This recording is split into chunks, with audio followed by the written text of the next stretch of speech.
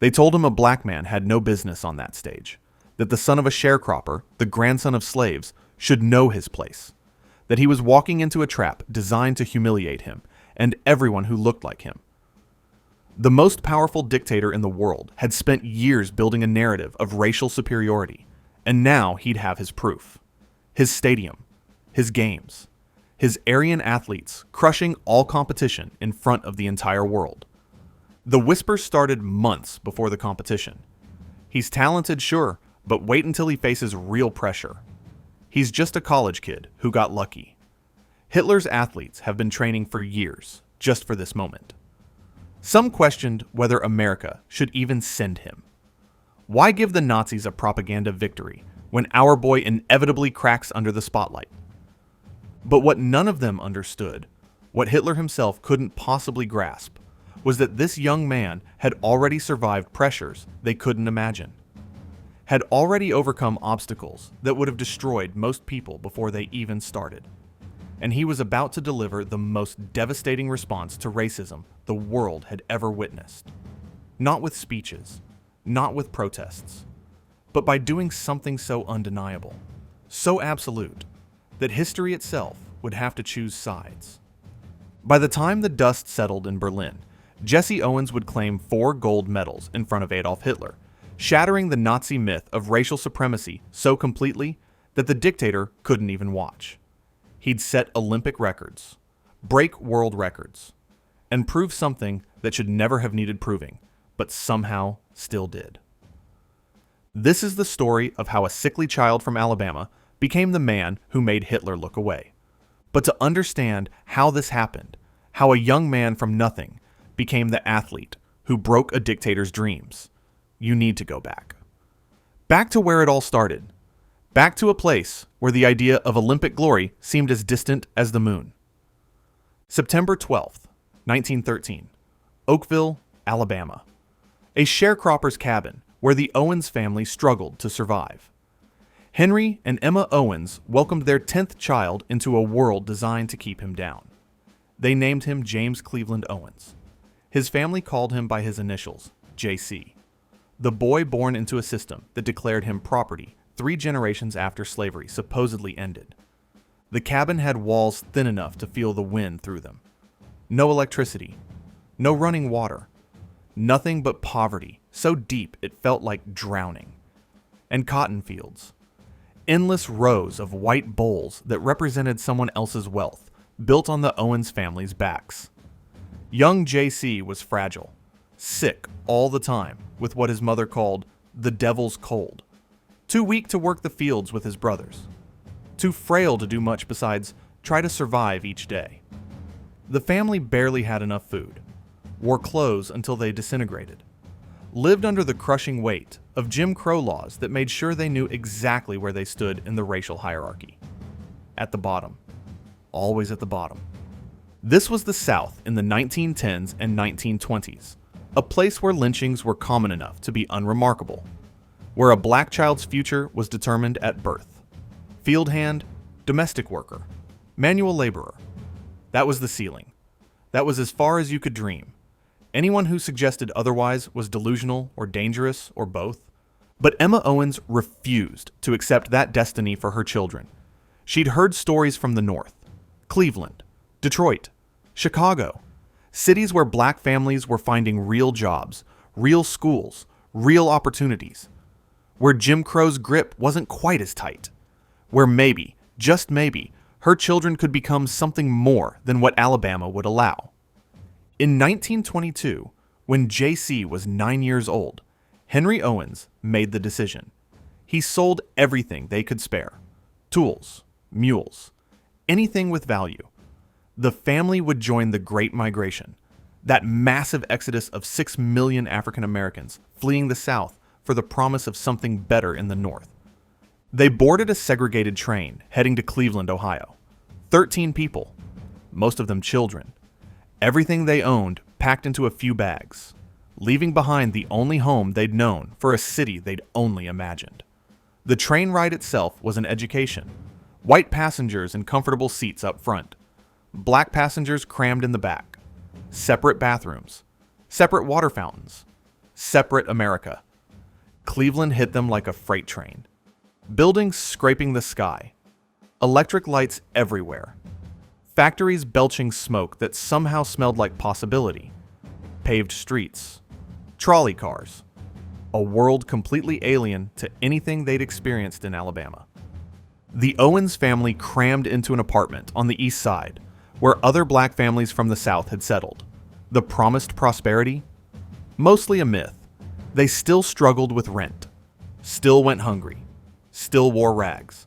But there was one critical difference that would change everything. School. James Cleveland enrolled at Bolton Elementary School, an actual building with heat and books and teachers who showed up. On his first day, the teacher asked his name. Through his thick Alabama drawl, the 9-year-old said what his family always called him, JC, his initials. She heard Jesse, wrote it down, Jesse Owens. And just like that, the world knew him by a different name. The man who would humiliate Hitler got his legendary identity from a simple misunderstanding between a Southern boy and a Northern teacher. At Fairmount Junior High School, Jesse, as everyone now called him, was still the skinny kid, still dealing with breathing problems, still looked like he might blow away in a strong wind. But something was changing. He was getting stronger, faster. And then one day, during gym class, a teacher named Charles Riley was watching. Riley was the physical education instructor and track coach. He had an eye for talent. And when he saw Jesse run during a warm-up, something clicked. The kid's form was raw, completely untrained. But his speed? Natural, explosive, the kind you can't teach. Riley pulled him aside after class, asked if he'd ever considered running track. Jesse hadn't. Running was something you did to catch a bus, not a sport, not something kids like him did. But Riley saw potential. More importantly, Riley was one of those rare teachers who believed talent deserved cultivation, regardless of skin color. In 1920s Cleveland, that wasn't common. There was a problem. Track practice was after school. Jesse worked after school. Had to. The family needed every dollar he could bring in. He delivered groceries, loaded freight cars, worked in a shoe repair shop. The money mattered. Riley offered a solution. He'd train Jesse in the morning, before school. 7 a.m., while most kids were still asleep, Jesse Owens was on the track learning to run properly. Not just fast, efficient.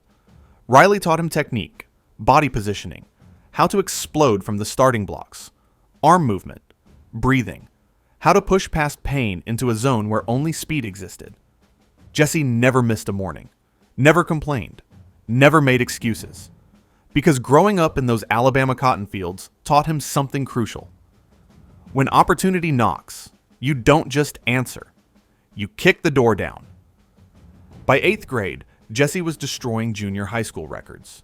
He ran the 100-yard dash in 11 seconds flat at age 13. Jumped over 6 feet in the high jump. Long jumped 22 feet, 11 3/4 inches. Numbers that would impress adult athletes. From a 13-year-old kid? Unheard of. But Jesse wasn't interested in impressive. He wanted dominant.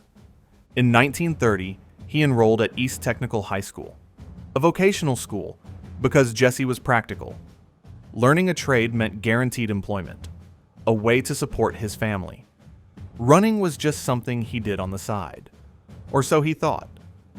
By his senior year in 1933, Jesse Owens wasn't just an athlete. He was a phenomenon.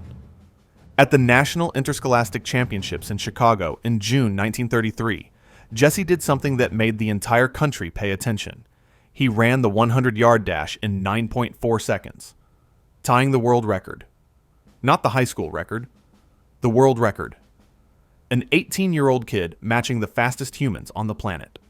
Then he ran the 220-yard dash in 20.7 seconds. High school world record. Then long jumped 24 feet, 9.5 inches. 3 events, 3 records.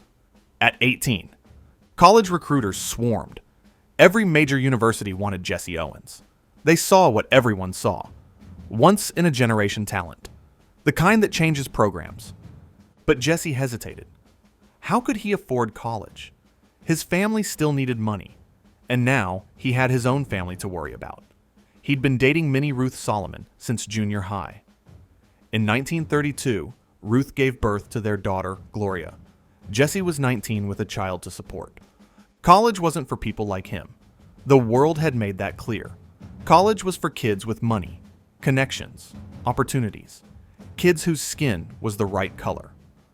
Ohio State University wanted him badly enough to solve the problem. They couldn't give him a traditional scholarship. In 1933, Ohio State didn't give black athletes scholarships, but they found work for his father. Stable employment, enough money to support the family, which meant Jesse could attend, though he'd have to work multiple jobs while studying and training. In fall 1933, Jesse Owens became a Buckeye and walked straight into institutional racism, dressed up as opportunity. He couldn't live in the dorms with white students, had to live off campus with other black athletes. When the team traveled, he couldn't eat at the same restaurants as his white teammates, had to find blacks-only establishments or go hungry, couldn't stay at the same hotels, had to find separate accommodations wherever they went. The university loved his victories, put his name in headlines, used his success to build their reputation, but wouldn't let him eat lunch in the same room as white students. Jesse didn't complain publicly, didn't make waves, just focused on the track, because he understood something fundamental. The stopwatch didn't care about skin color. Speed was speed. Excellence was excellence. And if he was excellent enough, undeniable enough, maybe everything else would have to change. His coach at Ohio State was Larry Snyder, a man who pushed Jesse relentlessly, refined his technique, made him faster and more explosive.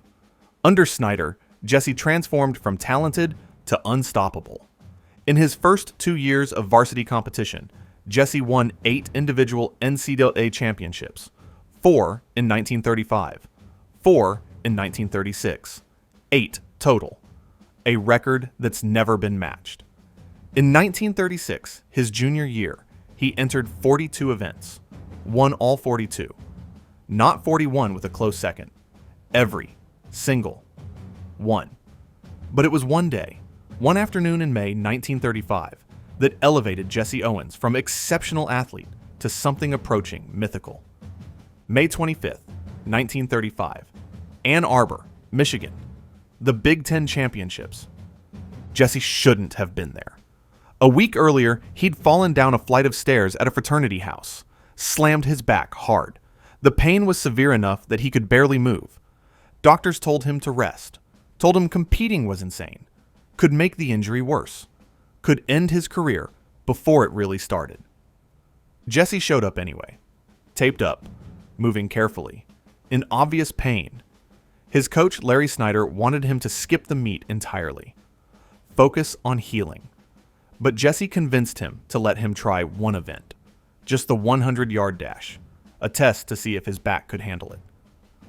3:15 p.m., Jesse stepped into the starting blocks. Gun fired. He ran 100 yards in 9.4 seconds, tied the world record, with a back injury that should have kept him in bed. He told Snyder he was continuing. 3:25 p.m., 10 minutes later, the long jump. Jesse knew his back couldn't handle multiple attempts. One jump. That's all he'd get. Had to make it count. He sprinted down the runway, planted his foot, launched himself into the air. Landed. The measurement came back. 26 feet, 8 1/4 inches. World record. A record that would stand for 25 years. 25 years. Think about that.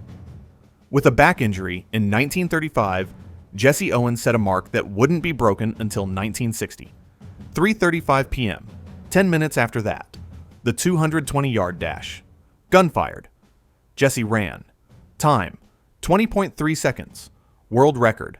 And because the turn met the requirements for the 200-meter distance, he'd simultaneously set that world record too. 4 p.m., 45 minutes into what would become the greatest athletic performance in history, the 220-yard low hurdles. Jesse crossed the finish line in 22.6 seconds. First person ever to break 23 seconds. World record number 3 for the day. and again, the 200-meter hurdles record fell at the same time. Let's be crystal clear about what just happened. In 45 minutes, Jesse Owens set 3 world records outright and tied a 4th. 5 world records total, counting the metric equivalents, in 3/4 of an hour, while injured.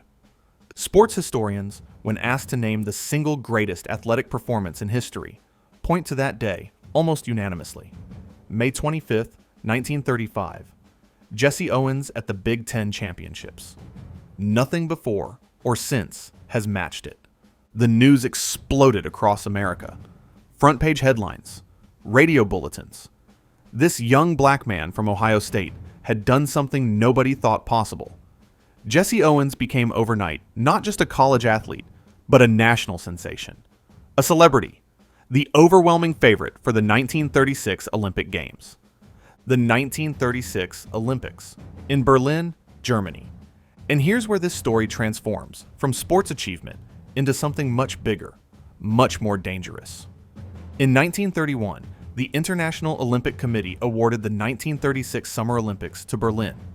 Seemed reasonable at the time. Germany was civilized, modern. Berlin was sophisticated. The Olympics would showcase Germany's return to the world stage after World War I. But in 1933, everything changed. Adolf Hitler became Chancellor of Germany. Within months, Hitler transformed Germany into a totalitarian nightmare. Political opponents arrested or murdered. Dissidents disappeared. And Hitler began implementing his racist ideology at the national level. The belief in Aryan supremacy. The idea that Germans, particularly those of Nordic descent, were a master race, superior to all others, destined to rule. In Hitler's deranged worldview, black people were subhuman, incapable of civilization, weak, inferior, fit only for subjugation or elimination. And now the Olympics were coming to his capital, his stadium, his stage. Hitler saw the games as the perfect showcase for his ideology, a demonstration to the world of Aryan superiority. German athletes would dominate every event, proving once and for all the natural supremacy of the master race. Hitler had one problem he didn't see coming. America was sending a team that included black athletes. And the best athlete in the world, the man who just set 5 world records in 45 minutes, was a black man from Ohio named Jesse Owens. Debate erupted across America about whether to boycott the Berlin Olympics. Jewish organizations, civil rights groups, politicians argued that participating would legitimize Hitler's regime, would give credibility to a government already showing signs of the horrors it would unleash. Others pushed back, said boycotting would be ineffective, that participating and winning would be the more powerful statement, would demonstrate to Hitler and the world that his racial theories were garbage. Jesse Owens was caught in the middle. Both sides wanted his support, his endorsement. He was, after all, the face of American athletics. What he said mattered. Initially, Jesse supported a boycott. The thought of competing in front of Hitler, of performing for a man who considered him subhuman, was revolting. But as the debate continued, as pressure mounted, Jesse changed his position. He would go to Berlin. He would compete. And he would show Hitler and the entire world what happened when talent met opportunity, when excellence was given a stage.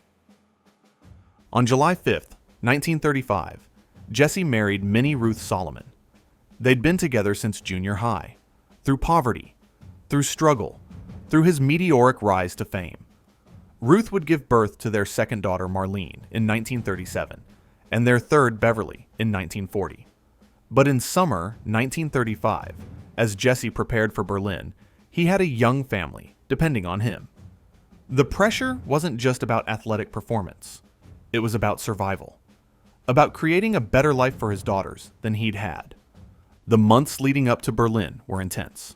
Training, media attention, handling expectations of an entire nation, an entire race of people who saw him as their representative, their champion, the man who would prove their worth. Jesse Owens was 22 years old, 7 years removed from picking cotton in Alabama, a dozen years from that sharecropper's cabin where he was born. And now he was preparing to stand on the world's biggest stage in front of a dictator who believed he was inferior by nature. Hitler had spent years building his narrative, using every propaganda tool available to convince Germans and the world that racial hierarchy was scientific fact, that Aryans were superior and all others were lesser. Jesse Owens was about to demolish that narrative, not with words, not with arguments, but with speed, with strength, with undeniable excellence. 4 gold medals that would prove what should never have needed proving. That human worth has nothing to do with melanin. That talent and character transcend skin color. That Hitler was catastrophically, humiliatingly wrong. Summer 1936. Jesse Owens boarded a ship bound for Germany, for Berlin, for the Lion's Den. He had no idea he was about to change history forever. The SS Manhattan sat at dock, a massive 24,000-ton ocean liner about to carry the biggest propaganda weapon America didn't even realize it had. Over 380 athletes climbed the gangplank that morning, representing the United States at the Berlin Olympics, and among them were 18 African-American athletes who would soon prove something Hitler couldn't accept. The mainstream press barely noticed most of them. Their focus was singular. Jesse Owens, the Buckeye Bullet, the man who'd set 5 world records in 45 minutes. At 22 years old, Jesse was carrying the weight of expectations that would crush most people. He wasn't just representing Ohio State. He wasn't just representing America. He was representing every black person who'd been told they were inferior. Every descendant of slaves who'd been told they couldn't compete. Every person of color who'd been dismissed, diminished, denied. No pressure. But Jesse wasn't alone, even if the white newspapers acted like he was. The 18 black athletes on that ship had their own stories, their own struggles, their own reasons for making this journey into the heart of Nazi Germany. Ralph Metcalfe, 26 years old, from Chicago. He'd won silver at the 1932 Los Angeles Olympics, losing to his teammate by a fraction of a second in a photo finish. Ralph was a leader, the kind of man other men listened to. Before the ship even left harbor, he called a meeting of the black athletes. They gathered in one of the ship's common areas. 18 men and women who understood what was waiting for them in Germany, who'd read the reports about Hitler's racial theories, who knew they were walking into a country that considered them subhuman. Ralph's message was direct. We're not going there to get involved in the political situation. We're there for one purpose, to represent our country. Simple, clear. Focus on the competition. Let the performance do the talking. Cornelius Johnson was there, a high jumper from California, 21 years old. He'd set a world record during the Olympic trials, jumping 6 feet, 9 1/8 inches. Quiet, focused, ready to dominate his event. John Woodruff, 19 years old, from Pittsburgh, an 800-meter runner with a stride so long they called him Long John. He was the youngest member of the track team, still a teenager, about to compete on the world's biggest stage. Mac Robinson, 21 years old, from Pasadena, California, a sprinter who'd qualified in the 200 meters. His younger brother Jackie was 13 at the time, watching from home. Jackie Robinson would later break baseball's color barrier. But in 1936, it was Mac's turn to make history. Dave Albritton, Jesse's teammate from Ohio State, a high jumper who'd also set a world record during the trials, clearing the same height as Cornelius Johnson. They'd tied for first place, both breaking the old record. Archie Williams, a 400-meter runner from California, engineering student, smart, fast, determined. James Laval, another 400-meter runner, chemistry graduate student from UCLA. He'd go on to earn a PhD and work in the aerospace industry. But first, he had a race to run in Berlin. And there were women, too. Tidy Pickett and Louise Stokes, hurdlers and sprinters, fighting not just racism, but sexism in a sports world that barely acknowledged female athletes existed. They'd been on the 1932 Olympic team, but hadn't been allowed to compete. Now, they were getting another shot. 18 black athletes. 18 people carrying the hopes of millions. 18 individuals about to challenge the foundation of Nazi ideology just by existing, by competing, by excelling. The Pittsburgh Courier, a major black newspaper, called them the Black Eagles, and they were about to soar. The SS Manhattan pulled away from the dock at 11 a.m., 9 days to Germany. 9 days of preparation, anticipation, and facing the reality of what they were sailing toward. The voyage was rough, storms, heavy seas. The ship pitched and rolled. Some athletes got violently seasick, but Jesse was fine. He'd never been on a ship before, never seen the ocean before that week, but his stomach handled it. He used the time to stay in shape. There's footage of Jesse on the deck of the SS Manhattan, leaping over an improvised hurdle while wearing what looks like a suit, staying sharp, keeping his muscles ready. Other athletes played shuffleboard. Some read, some worried. Jesse trained, and he signed autographs, hundreds of them. Fellow passengers recognized him, wanted his signature, wanted to tell their friends they'd met the famous Jesse Owens. Even on a ship in the middle of the Atlantic, he was a celebrity. The pressure never stopped. July 24th, 1936, 9 days after departure, the SS Manhattan docked at Bremerhaven, Germany. The athletes stepped off the ship into a country that had transformed itself into a propaganda machine, and the first thing they noticed was the flags. Swastikas, everywhere, hanging from buildings, flying from flagpoles, draped across monuments. The hooked cross of Nazi Germany was inescapable, but alongside them, international flags, Olympic flags. The 5 interlocking rings that were supposed to represent unity, peace, competition, side by side with the symbol of hate. The contrast was jarring and intentional. Hitler wanted the world to see a civilized, modern Germany, a nation that had recovered from World War I and was ready to take its place among great powers. The Olympics were his stage, his showcase, his chance to prove Aryan superiority to a watching world. German officials greeted the arriving athletes with efficiency and carefully rehearsed warmth. Journalists swarmed. Cameras clicked. The propaganda machine was in full operation. The athletes were transported to Berlin by train. As they traveled through the German countryside, then into the city, they saw a nation that had mobilized everything for these games. New roads, upgraded railways, cities decorated like it was Christmas and New Year's combined. Berlin itself was unrecognizable from just years earlier. The Nazis had spent somewhere between $30 and $50 million preparing for the Olympics. In 1936, dollars. That's over 500 million in modern currency, maybe closer to $1 billion. They'd built the Reichssportfeld, a massive sports complex covering 325 acres. At its heart was the Olympiastadion, a stadium designed to hold 110,000 spectators. Designed by Hitler's favorite architect, Albert Speer, the man who'd later build monuments to Nazi power across Germany. The stadium was modern, impressive, intimidating, built to make visitors feel small, to make them understand they were in the presence of greatness. Or at least that's what Hitler wanted them to think. The Olympic Village was located in Elstal, west of Berlin. State-of-the-art facilities. 145 buildings housing over 4,000 athletes.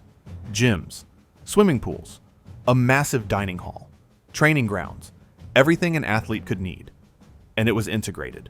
Black athletes and white athletes living in the same spaces, eating in the same dining halls, using the same facilities. For the 18 black American athletes, this was unprecedented. At Ohio State, Jesse couldn't live in the dorms with white students. On the road, the black athletes had to find separate hotels, separate restaurants. Now, in Nazi Germany, they were being housed with everyone else. The irony wasn't lost on them. They were experiencing racial integration in Hitler's Germany that they couldn't experience in many parts of America. A German shoemaker approached Jesse shortly after his arrival, Adolf Adi Dassler. He ran a company called Gebrüder Dassler Schuhfabrik with his brother. Adi had been watching Jesse's career, knew his success could make or break a shoe company. He offered Jesse a pair of handcrafted leather running shoes with extra long spikes. Lighter than anything Jesse had used before.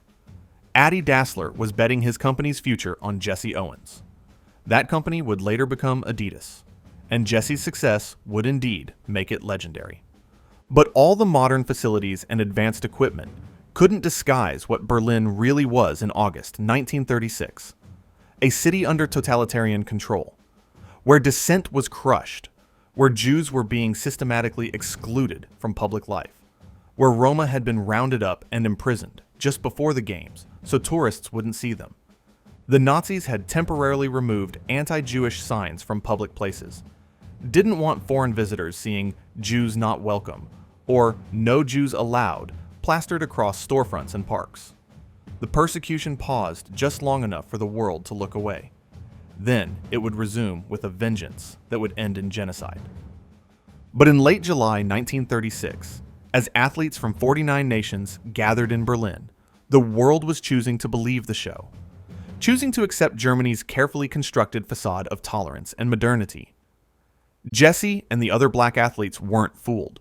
They'd lived with discrimination their entire lives.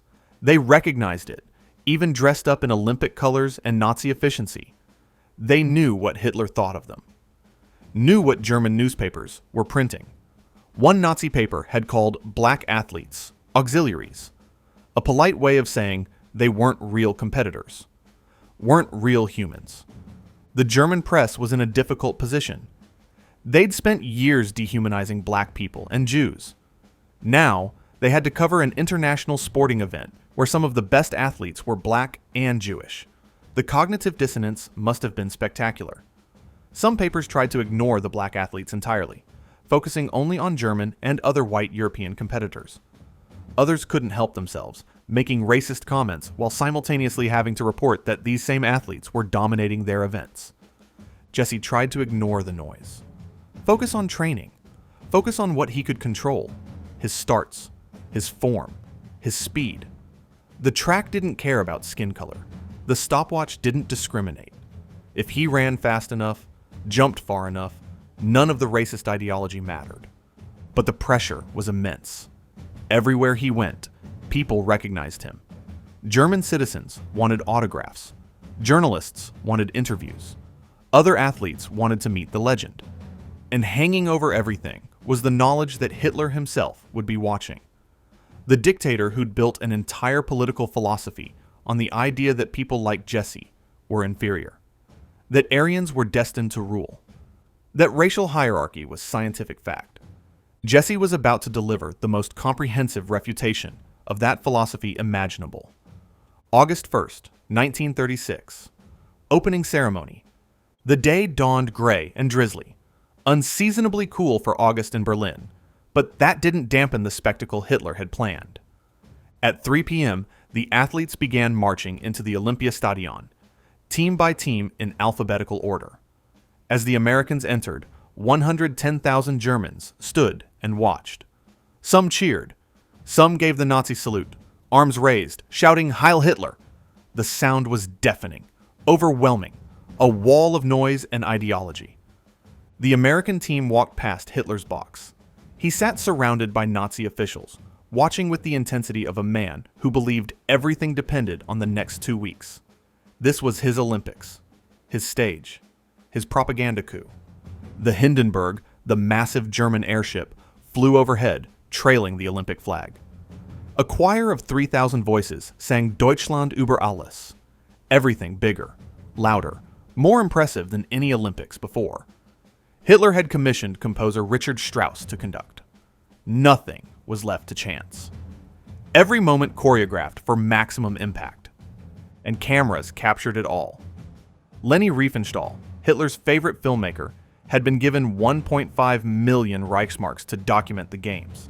She had cameras positioned throughout the stadium, some in pits dug into the ground for low angles, some on towers for sweeping vistas. Her film, Olympia, would be released in 1938 as a testament to Nazi glory and German athleticism. This was also the first Olympics broadcast on television. 25 viewing rooms across Berlin showed live feeds. The technology was primitive, the picture grainy, but it represented the future. Hitler understood media, understood propaganda, understood that controlling the image meant controlling the narrative. The torch relay was introduced for the first time at these Olympics, a runner carrying a flame all the way from Olympia, Greece, to Berlin, passing it from person to person across Europe. The final runner entered the stadium and lit the Olympic cauldron. The flame would burn for the next 16 days. Hitler stood and proclaimed the games open. His voice echoed through the stadium. The crowd roared its approval. And Jesse Owens, sitting with his teammates in the American section, felt the weight of what was coming. Tomorrow, the competitions would begin. Tomorrow, he would run his first race. Tomorrow, he would start proving what should never have needed proving. That night, Jesse couldn't sleep. Lying in his bed in the Olympic Village, he thought about the journey that had brought him here, from that sharecropper's cabin in Alabama to a stadium in Nazi Germany, from picking cotton to setting world records, from poverty to standing on the edge of immortality. He thought about his family, Ruth and their daughters back home, his parents who'd sacrificed everything to give him opportunities they never had, the teachers and coaches who'd believed in him when the world said he wasn't worth believing in. He thought about every person who'd told him what he couldn't do, every racist who'd said black people were inferior, every system designed to keep him down, every obstacle placed in his path simply because of melanin in his skin. And he thought about Hitler, sitting in that box seat, believing with absolute conviction that Jesse and the 17 other black athletes were subhuman, inferior, incapable of matching Aryan excellence. Jesse smiled in the darkness. Tomorrow, the education would begin. Tomorrow, he would show Hitler and the world what happens when talent meets opportunity, when excellence is given a stage, when artificial barriers fall before natural ability. Tomorrow, the Buckeye Bullet would start his sprint toward history, and nothing, not racism, not Nazi ideology, not the most powerful dictator in Europe, would be fast enough to stop him. August 2nd, 1936. Morning. Olympic Village. Jesse woke up with his stomach in knots. Not fear exactly. Something else. Anticipation, mixed with pressure, mixed with the weight of everything riding on the next few hours. His first event. The 100-meter dash. The race that would determine if all the hype, all the expectations, all the world records meant anything when it mattered most. Ralph Metcalfe stopped by his room. Ralph, the 26-year-old leader of the black athletes, the man who'd won Olympic silver 4 years earlier in Los Angeles, who'd been considered the fastest man on the planet in 1934 and 1935, who knew exactly what Jesse was feeling, because he'd lived it. "You ready?" Ralph asked. Jesse nodded. "Ready as I'll ever be. Remember what I told everyone on the ship. We're here to represent our country. We're here to run. Everything else is noise. Just focus on the track." Good advice. But easier said than done when you're about to compete in a stadium filled with 110,000 Germans, many of them convinced you're subhuman. When the dictator who built an ideology on your supposed inferiority is sitting in his box watching. When every major newspaper in the world is waiting to see if you'll crack under the pressure. Jesse later admitted that the 100 meters terrified him more than any other event in Berlin. The long jump, he held the world record. The 200 meters, he dominated that distance. But the 100 meters was different. It was the marquee event, the race everyone watched. Winning it meant becoming known as the fastest human being on Earth, and Jesse wanted that title more than anything. 10:30 a.m., first heat. Jesse walked into the Olympia Stadion and felt the atmosphere hit him like a physical force. The massive concrete structure, the sea of faces, the Nazi flags hanging alongside Olympic banners, cameras everywhere. Leni Riefenstahl's crews positioned in pits and on towers, capturing every angle for posterity and propaganda. And noise. So much noise. 110,000 people creating a sound that seemed to shake the ground itself. Jesse found his lane, checked his starting blocks. These weren't the solid blocks used in modern competition. In 1936, runners dug holes in the cinder track with trowels, created their own starting positions. The track itself was cinder, not synthetic turf. When it rained, the surface became messy and uneven. The shoes were heavy leather with spikes, nothing like the lightweight footwear that would come later. The starter raised his gun. Jesse crouched in his holes, fingers behind the line. Every muscle tensed, ready to explode. The gun fired. Jesse launched himself forward like he'd been shot from a cannon. His form was perfect.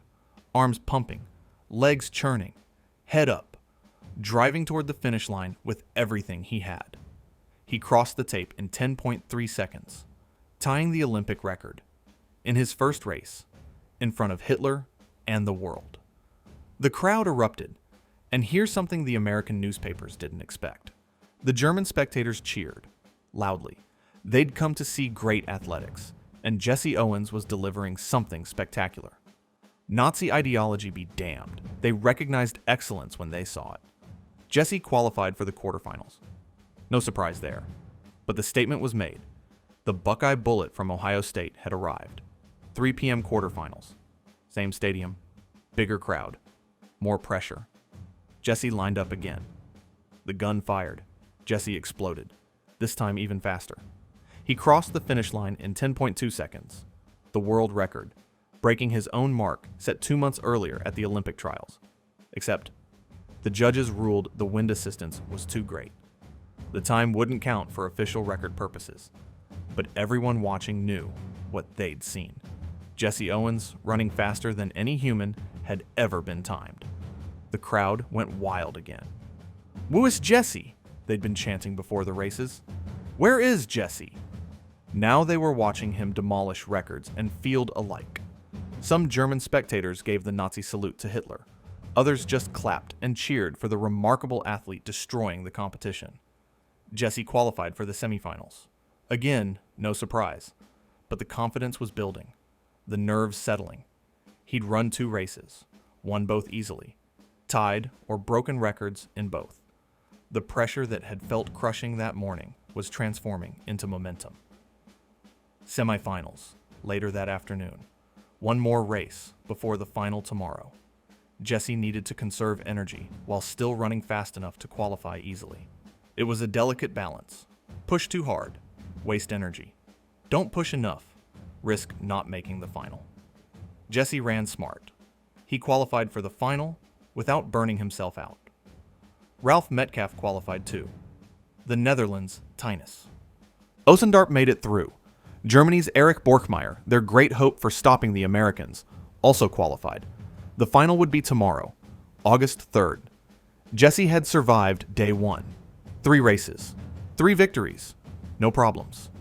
But as he left the stadium, walked back through the Olympic Village, ate dinner with his teammates, he couldn't stop thinking about the final. Tomorrow was when it mattered. Tomorrow was when the gold medal would be won or lost.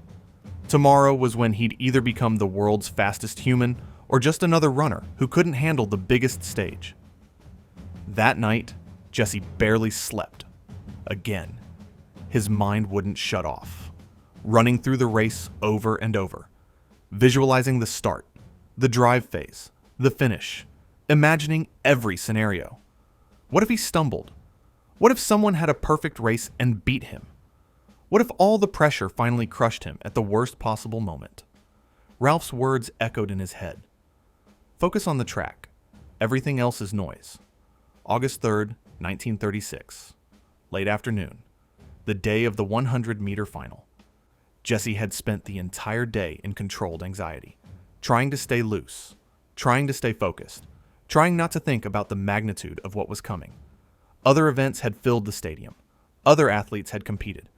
But everyone knew what the main event was, the 100-meter final. Jesse Owens against Ralph Metcalfe against the best sprinters in the world. 5:45 p.m. The call came for the finalists to report to the track. Jesse walked into the stadium and the crowd noise hit him again. Bigger than yesterday. Louder. More intense. The entire world was watching. Not metaphorically. Literally. These were the first Olympics broadcast on television. Cameras were transmitting live to viewing rooms across Berlin. Radio broadcasts were going out to dozens of countries. Newspapers from every major city had reporters in the stadium. This was the most watched sporting event in history to that point. Hitler sat in his box, surrounded by Nazi officials. Joseph Goebbels, the propaganda minister. Hermann Göring, Heinrich Himmler, the architects of Nazi ideology, watching to see if their theories would hold up or crumble on the track. Jesse found his lane, lane 3. Ralph Metcalfe was in lane 4, right next to him. Old rivals, college competitors, friends, about to run for Olympic gold. Jesse dug his starting holes, checked them twice, positioned himself, looked down the track at the finish line 100 meters away. The distance seemed both impossibly short and infinitely long. The starter raised his gun. Jesse crouched, hands behind the line, weight balanced, every nerve in his body firing. This was it. Everything came down to the next 10 seconds. On your marks, Jesse settled into position. Set! He tensed, ready to explode. Bang! The gun fired, and Jesse erupted from his starting position. The first 3 steps were everything.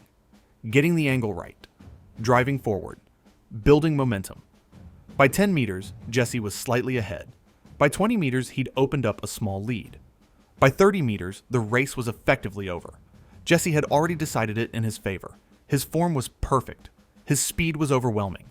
The other runners were fast, the best in the world. But they weren't Jesse Owens. Behind him, Ralph Metcalfe was running the race of his life. At 70 meters, Ralph broke free from the pack, pulling into clear second place. But Jesse was untouchable. The lead was insurmountable. Jesse crossed the finish line in 10.3 seconds, tying the Olympic record. Again, his 3rd race at that time. Consistent, dominant, undeniable. Ralph finished in 10.4 seconds. Silver medal. Tinus Osendarp took bronze in 10.5 seconds. Erich Borchmeyer, Germany's hope, finished 5th, almost half a second behind Jesse. An eternity in sprinting. Jesse crossed the line and felt something he'd never felt before. Relief mixed with elation, mixed with validation.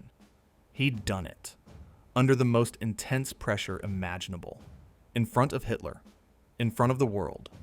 He'd proven he was the fastest human on Earth.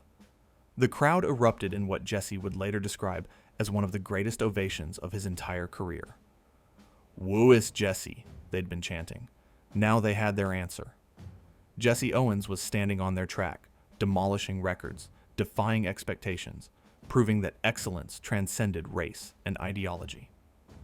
German spectators cheered. Many gave the Nazi salute to Hitler. Many others simply applauded genuine athletic greatness. Even in a stadium decorated with swastikas, even in a nation gripped by racist ideology, people recognized what they were witnessing. Something special, something historic.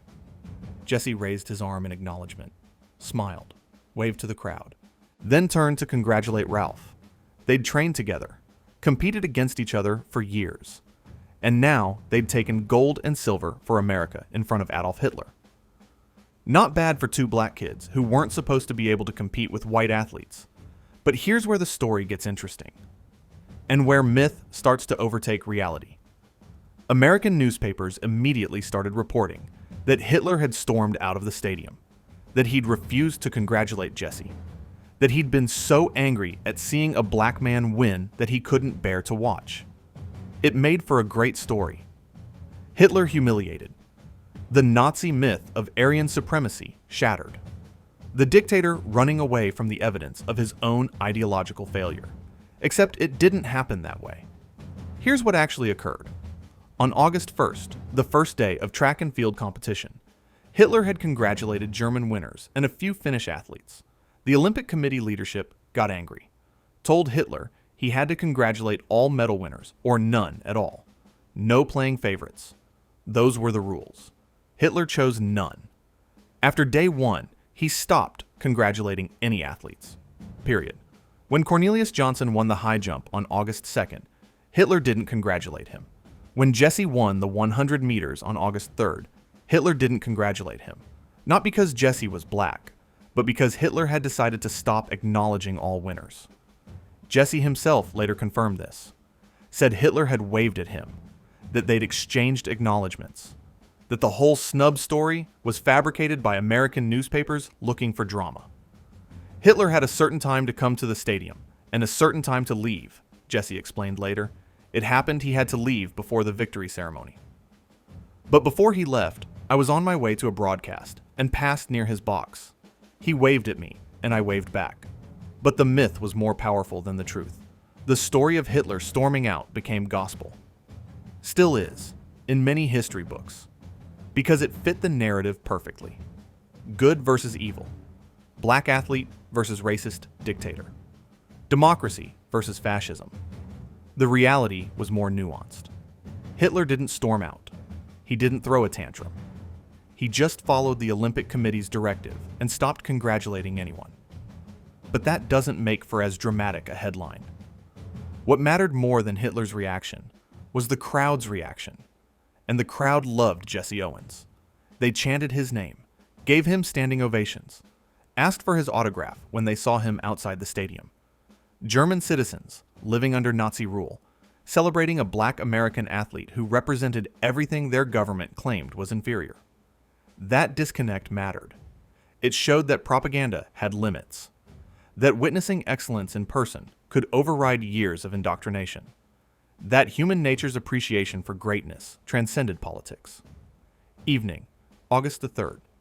Jesse stood on the victory podium, gold medal around his neck, the American flag rising on the center pole, the star-spangled banner playing over the loudspeakers.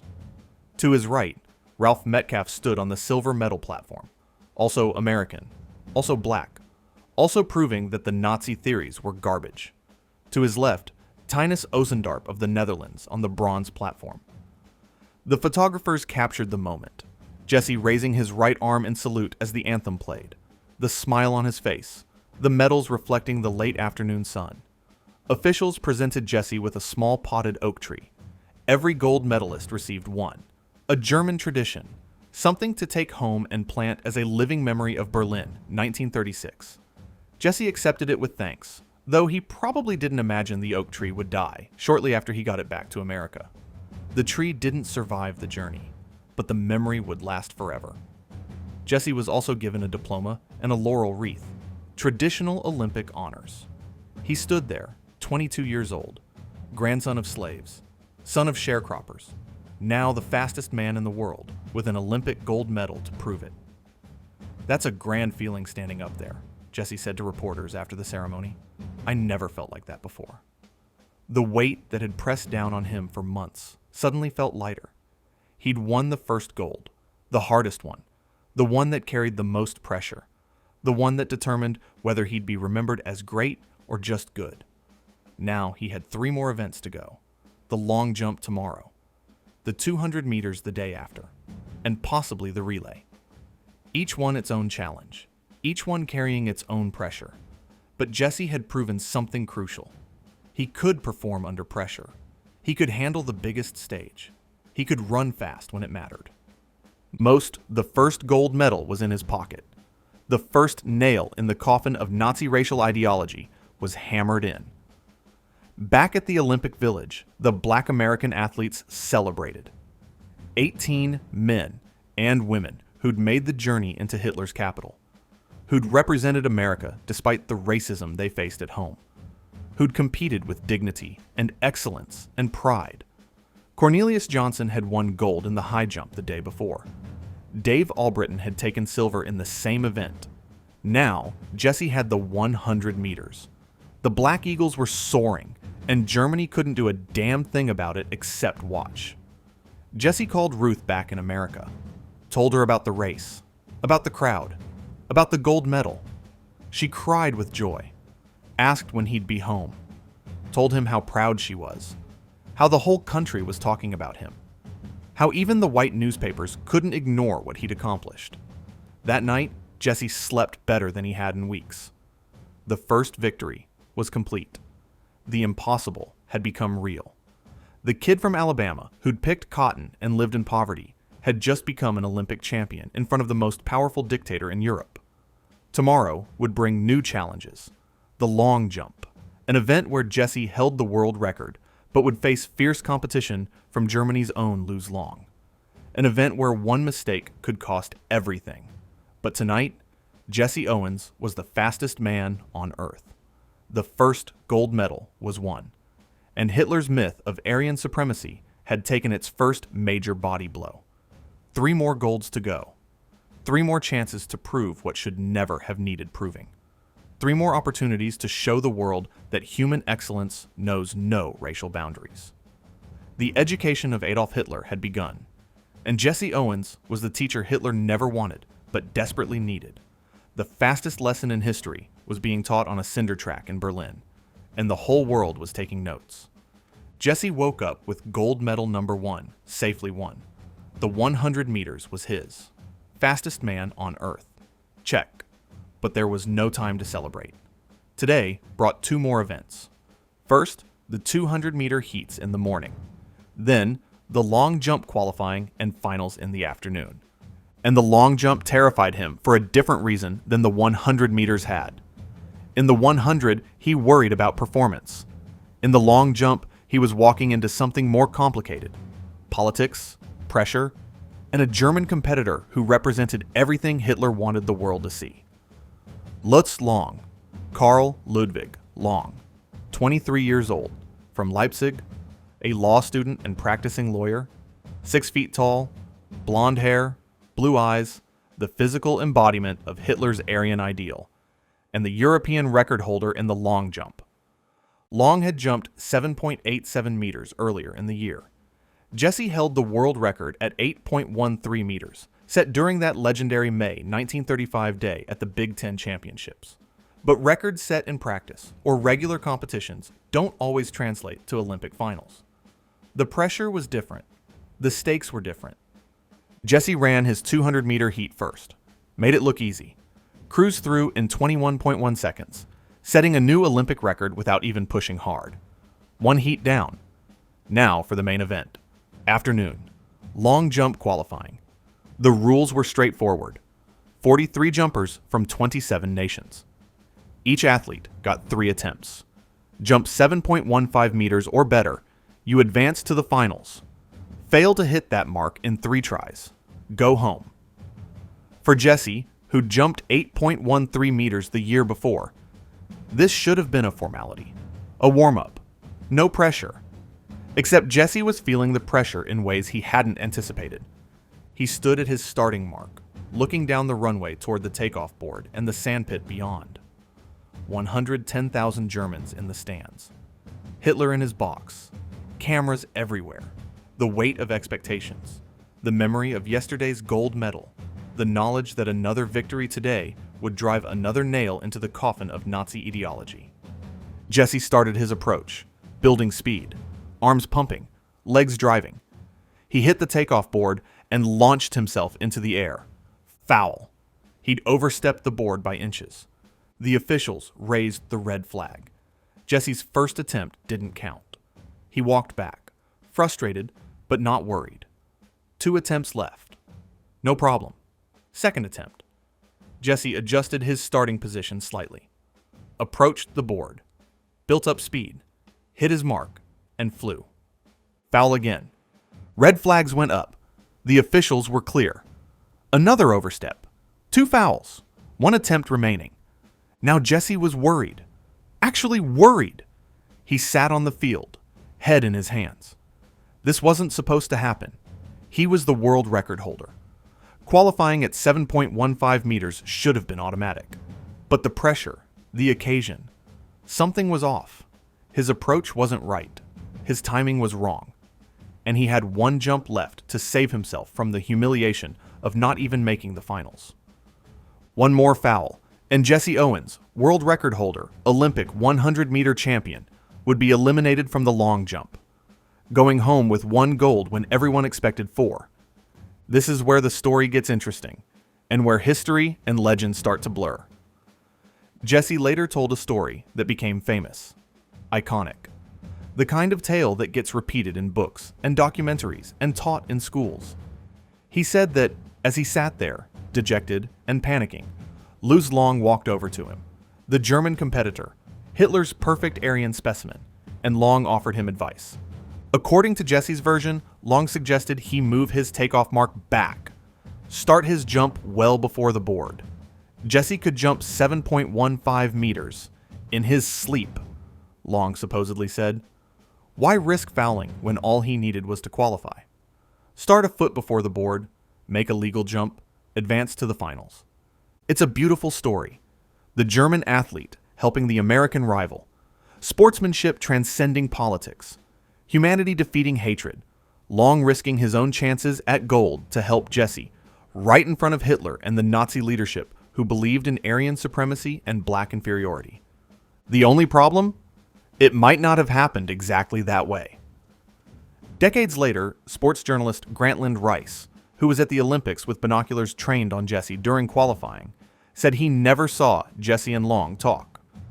Tom Ecker, another sports historian, asked Jesse directly about it in 1965, and Jesse admitted they hadn't actually met until after the competition was over. Those stories are what people like to hear, Jesse reportedly said, so you tell them. So what actually happened? The truth is probably this. Jesse fouled twice. He panicked.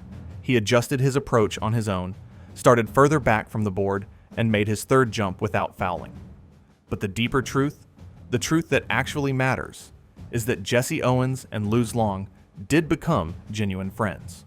And what happened after the competition was absolutely, verifiably real, and more powerful than any advice given during qualifying.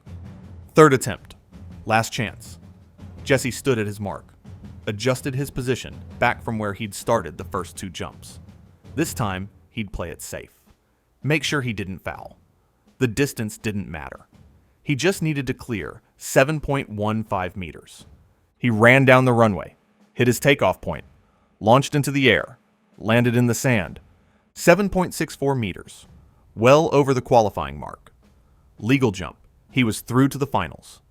Jesse stood up, brushed the sand off himself, and felt relief wash over him.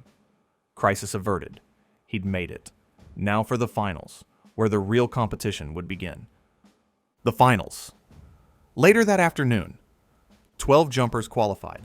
Jesse, Luz Long, Naoto Tajima from Japan, the bronze medalist from 1932, 10 others, but everyone knew the gold medal would come down to Jesse and Luz. The format, 6 jumps each, best jump wins, Olympic records on the line, world records within reach, first round. Jesse stepped to his mark. No more mistakes, no more fouls. Time to show why he held the world record. He sprinted down the runway, hit his mark perfectly, exploded off the board, flew through the air, arms and legs extending, landing 7.87 meters, 25 feet, 9 3/4 inches. New Olympic record on his first jump. Jesse had just beaten the old Olympic record by more than an inch. The crowd erupted. Even German spectators recognized the excellence on display. But Luz Long wasn't finished. Third round. Long took his approach, built speed, launched himself, landed 7.84 meters, just 3 centimeters behind Jesse's mark. The German had also beaten the old Olympic record. This was going to be a battle. Fifth round. Long stepped up again, this time perfect, 7.87 meters. He'd matched Jesse's Olympic record from the first round. The two were tied. The pressure was immense. Gold medal hanging in the balance. Jesse had 2 jumps left. Fifth and sixth rounds. He needed something special. Fifth jump. Jesse's approach was flawless. The takeoff clean. The flight phase beautiful. He landed deep in the sand. 7.94 meters. 26 feet and 1/4 inch. New Olympic record. Again. Jesse had pulled ahead by 7 centimeters. But he wasn't done. Sixth and final jump. One more chance to make a statement. Jesse ran down the track like he was being chased, hit the board, launched himself with everything he had, flew further than he had all day, landed 8.06 meters, 26 feet, 5 1/4 inches. Olympic record. Again. The third time Jesse had broken or matched the Olympic record in one competition. And while it wasn't his world record of 8.13 meters from 1935, it was dominant, decisive, undeniable. Luz Long finished with 7.87 meters. Silver medal. Still an incredible performance. He'd matched Jesse's earlier Olympic record, but Jesse had simply been better when it counted most. Naoto Tajima of Japan took bronze with 7.74 meters. And then something happened that made the history books for reasons having nothing to do with the actual jumping. The competition ended. Jesse stood near the sandpit, celebrating his second gold medal in as many days.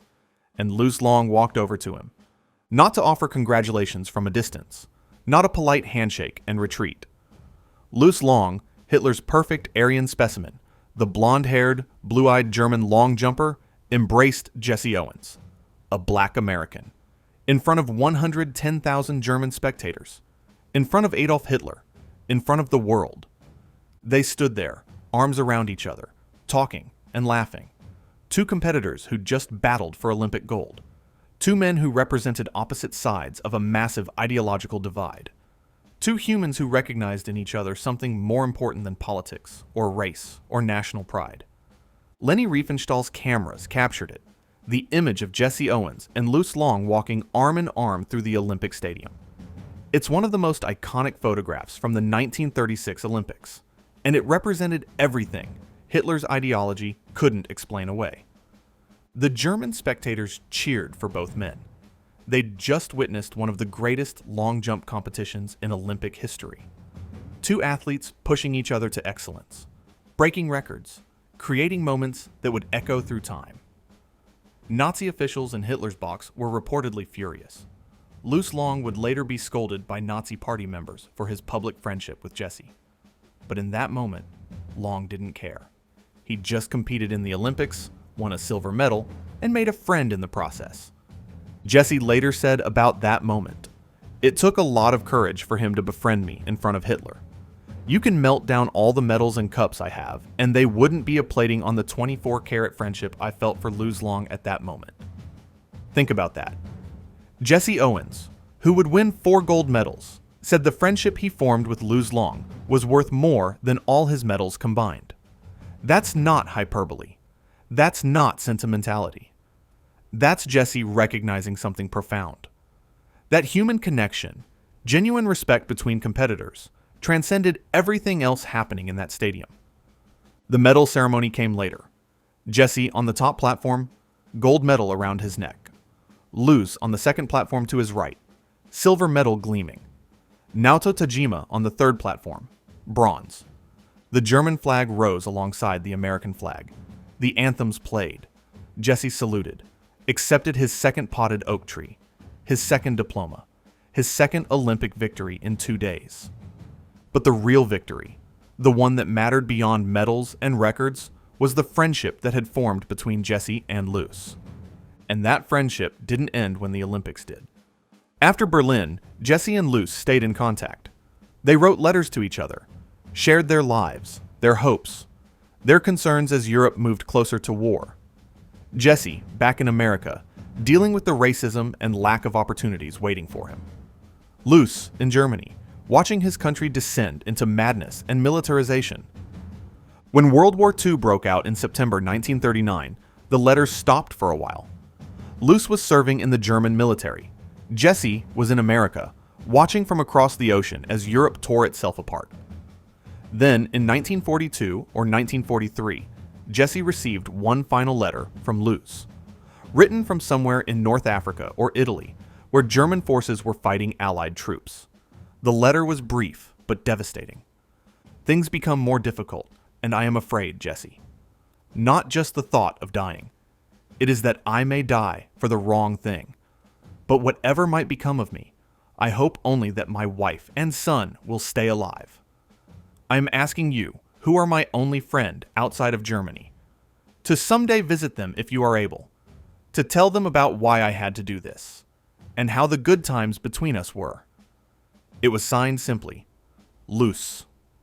On July 14th, 1943, Luz Long died in Sicily.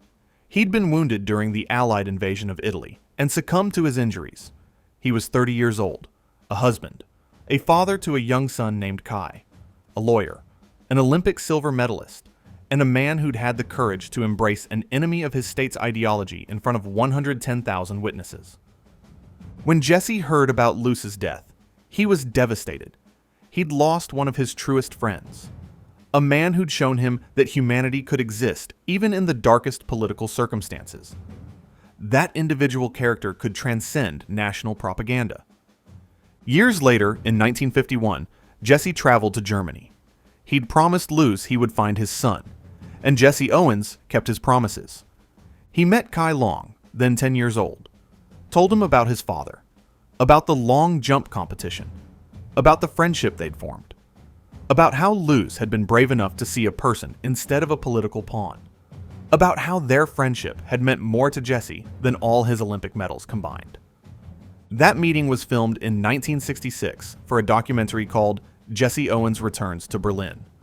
The footage shows Jesse and Kai walking through the Olympic Stadium, Jesse telling stories about Luce, Kai listening intently to tales about the father he barely remembered. The friendship extended to the next generation. Jesse became close with Kai. Later, Jesse's granddaughter Marlene and Luce's granddaughter Julia met at the 2009 World Championships in Berlin. 73 years after the 1936 Olympics, the families were still connected, still honoring the friendship that had formed in a sandpit in Nazi Germany. Evening, August 4th, 1936.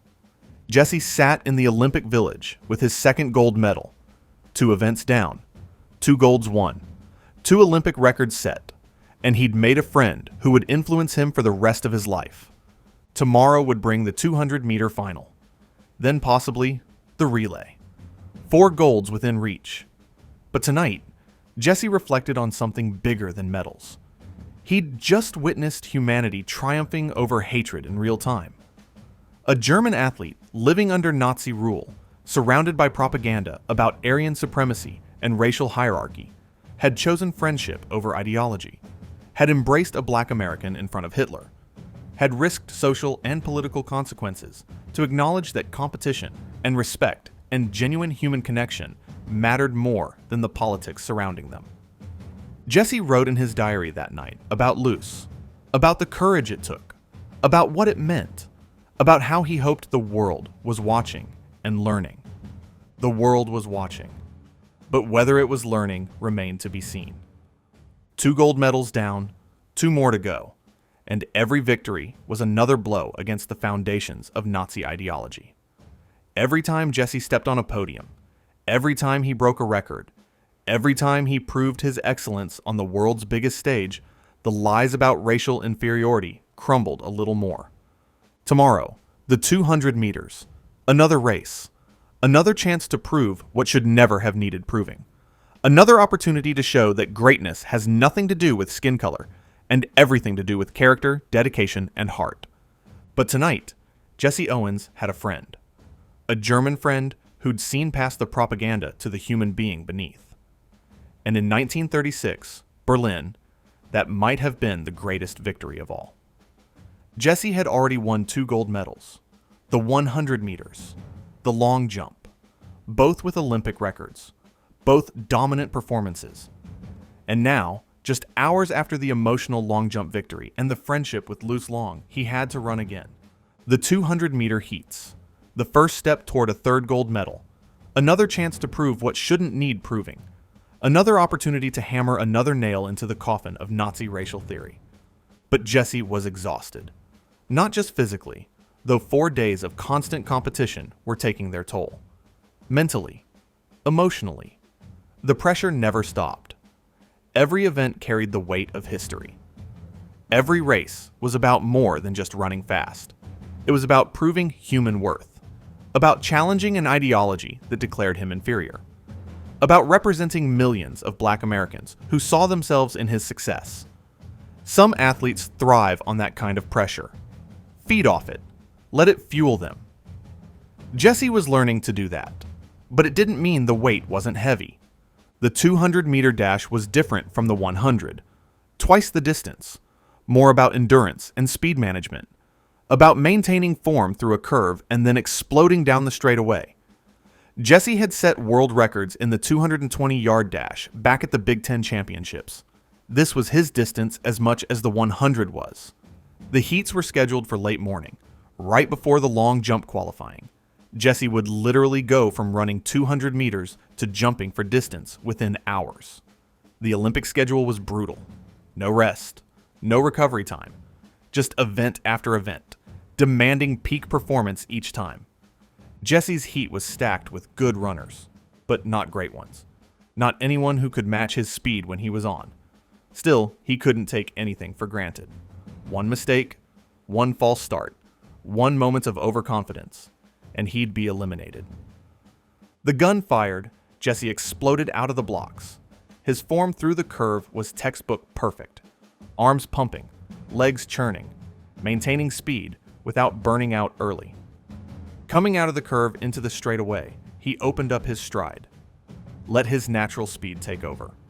He crossed the finish line in 21.1 seconds. New Olympic record. Just like that. In a preliminary heat. He'd broken the Olympic record without even pushing to his absolute limit. The German crowd recognized it, cheered. "Jesse! Jesse!" they chanted. The man they'd been told was inferior kept proving otherwise, and they couldn't help but appreciate the excellence on display. Jesse's teammate Bob Packard won his heat in 21.2 seconds. Close to Jesse's record, but not quite there. The fastest American challenger seemed to be someone else, though. Someone who'd been flying under the radar while everyone focused on Jesse. Mac Robinson, 22 years old, from Pasadena, California, a sprinter who'd finished second to Jesse at the U.S. Olympic trials. Now he was cruising through his heats with times that suggested he might actually challenge Jesse for gold.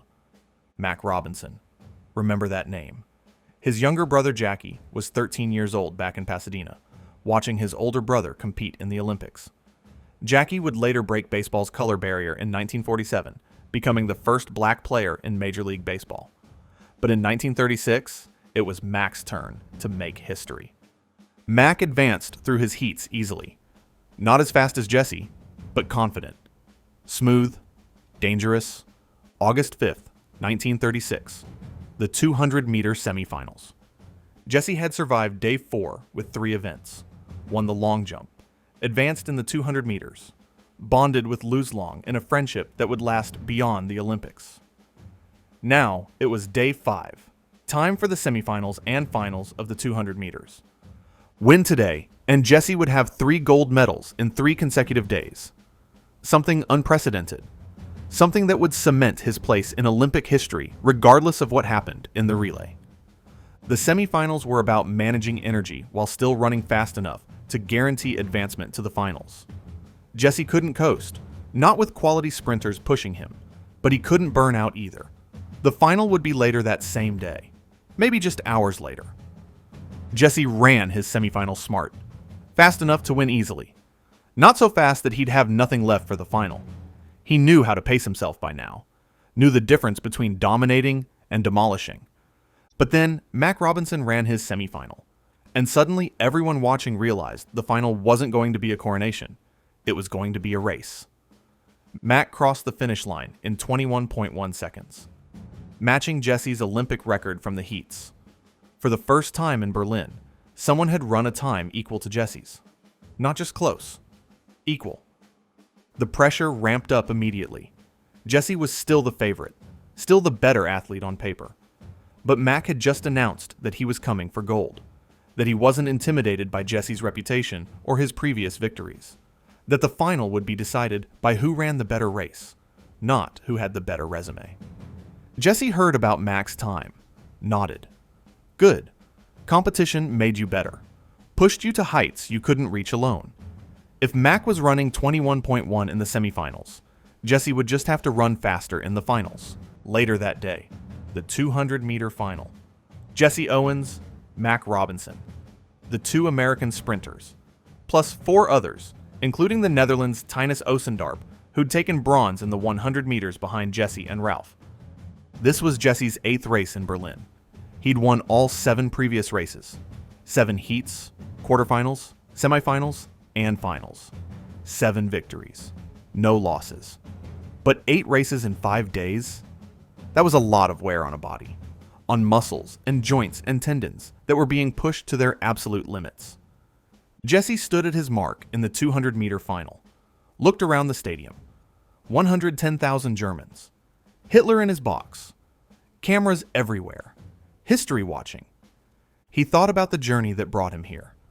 Oakville, Alabama, Cleveland, Ohio, Ohio State, the Big Ten championships, the Olympic trials, the ship to Germany, the Olympic Village, 2 gold medals already won. And he thought about what winning this race would mean. 3 golds in 3 days. Something no track athlete had done at these Olympics. Something that would prove once more that excellence transcended race. That Nazi ideology was built on lies. That human potential couldn't be limited by skin color or origin or anything except the content of your character and the strength of your dedication. The gun fired. Jesse erupted from the blocks. The start was crucial in the 200. Get behind early. Spend the whole race trying to catch up. Get ahead early. Dictate the pace and make everyone else chase. Jesse got ahead early. By the time he hit the curve, he was already in front. His form through the turn was perfect. Leaning into it. Arms pumping in rhythm. Legs driving. Maintaining speed without losing balance or form. Coming out of the curve, Jesse opened his stride. This was where the race was won or lost. The straightaway. The final 100 meters where pure speed and endurance met. Where conditioning and talent and will all collided. Jesse was flying, moving faster than he had in any of his previous 7 races. The pressure, the competition from Mac, the desire to cement his legacy, all of it combined into one explosive performance. Behind him, Mac Robinson was running the race of his life. Matching Jesse's pace through the curve, staying close down the straightaway. But not close enough. Jesse had found another gear. Something extra that only champions possess. Jesse crossed the finish line and immediately looked for the clock. Time, 20.7 seconds, Olympic record. Again. For the 3rd time in the 200-meter event, Jesse had set a new Olympic record. And this one was massive. He destroyed his previous Olympic record by 0.4 of a second. In sprinting, that's an eternity. That's the difference between good and legendary. It was also an unofficial world record for the 200 meters run on a curved track. The official world record was for a straight 200-meter track, which was slightly different. But everyone watching knew they'd just witnessed something special. Something that wouldn't be matched for decades. Mac Robinson finished in 21.1 seconds. Silver medal. 0.4 of a second behind Jesse. It was a fantastic time. Would have won gold in almost any other Olympics. But not this one. Not against Jesse Owens at the peak of his powers. Tinus Osendarp took bronze again with 21.3 seconds. The Dutchman was having a hell of an Olympics. Bronze in the 100 meters. Bronze in the 200 meters. Not winning gold, but standing on the podium twice against the best sprinters in the world. Jesse walked over to Mac, shook his hand, congratulated him. They were both Black Americans. Both from backgrounds that said they shouldn't be here. Both proving the world wrong together. Mac had pushed Jesse to his fastest 200 meters of the Olympics. That deserved respect. The German crowd erupted. Again. For the 8th time in 5 days, Jesse Owens had won a race in the Olympia Stadium. For the 3rd time, he'd won gold. And the crowd, despite living under Nazi rule, despite years of propaganda about racial hierarchy, couldn't help but recognize greatness. They chanted his name. Jesse! Jesse! Jesse! The sound echoing through the massive stadium. Hitler sat in his box, stone-faced. Goebbels beside him, calculating how to spin this for propaganda purposes. The Nazi leadership trying to figure out how to explain that their Aryan athletes kept losing to Black Americans. There was no explanation that worked. The results spoke for themselves. Excellence was excellence. Speed was speed. And Jesse Owens was faster than everyone else. Medal ceremony. Later that day, Jesse stood on the top platform for the 3rd time. Gold medal number 3 around his neck. The American flag rising on the center pole. the national anthem playing for him again. Mac Robinson stood to his right on the silver platform, also American, also black, also proving Nazi theories wrong. 2 black Americans on the medal stand in Hitler's Germany. The symbolism was overwhelming. Tinas Osendarp stood on the bronze platform to Jesse's left. 3rd place for the 2nd time. Officials presented Jesse with another potted oak tree, another diploma, another moment of Olympic glory. 3 gold medals in 3 consecutive days. August 3rd, the 100 meters. August 4th, the long jump. August 5th, the 200 meters. 3 events, 3 golds, 3 Olympic records, and 1 more event to go. The 4x100 meter relay was scheduled for August 9th. 4 days away. 4 days to rest, to recover, to prepare for 1 more race. 1 more chance at Olympic gold. 1 more opportunity to make history. If Jesse won the relay, he'd have 4 gold medals. Something no American track athlete had ever done at a single Olympics. Something that would stand as his ultimate achievement. The perfect response to everyone who doubted him. The perfect answer to Hitler's racist ideology. But the relay came with complications. Politics. Controversy. Decisions that would haunt American Olympic officials for decades. Jesse didn't know it yet, but the 4th gold medal would cost more than just physical effort. For now, though, Jesse celebrated. 3 golds, 8 races, won. 0 losses. In front of Hitler. In front of the world. The kid from Alabama who'd picked cotton and lived in poverty had just become one of the greatest Olympic athletes in history.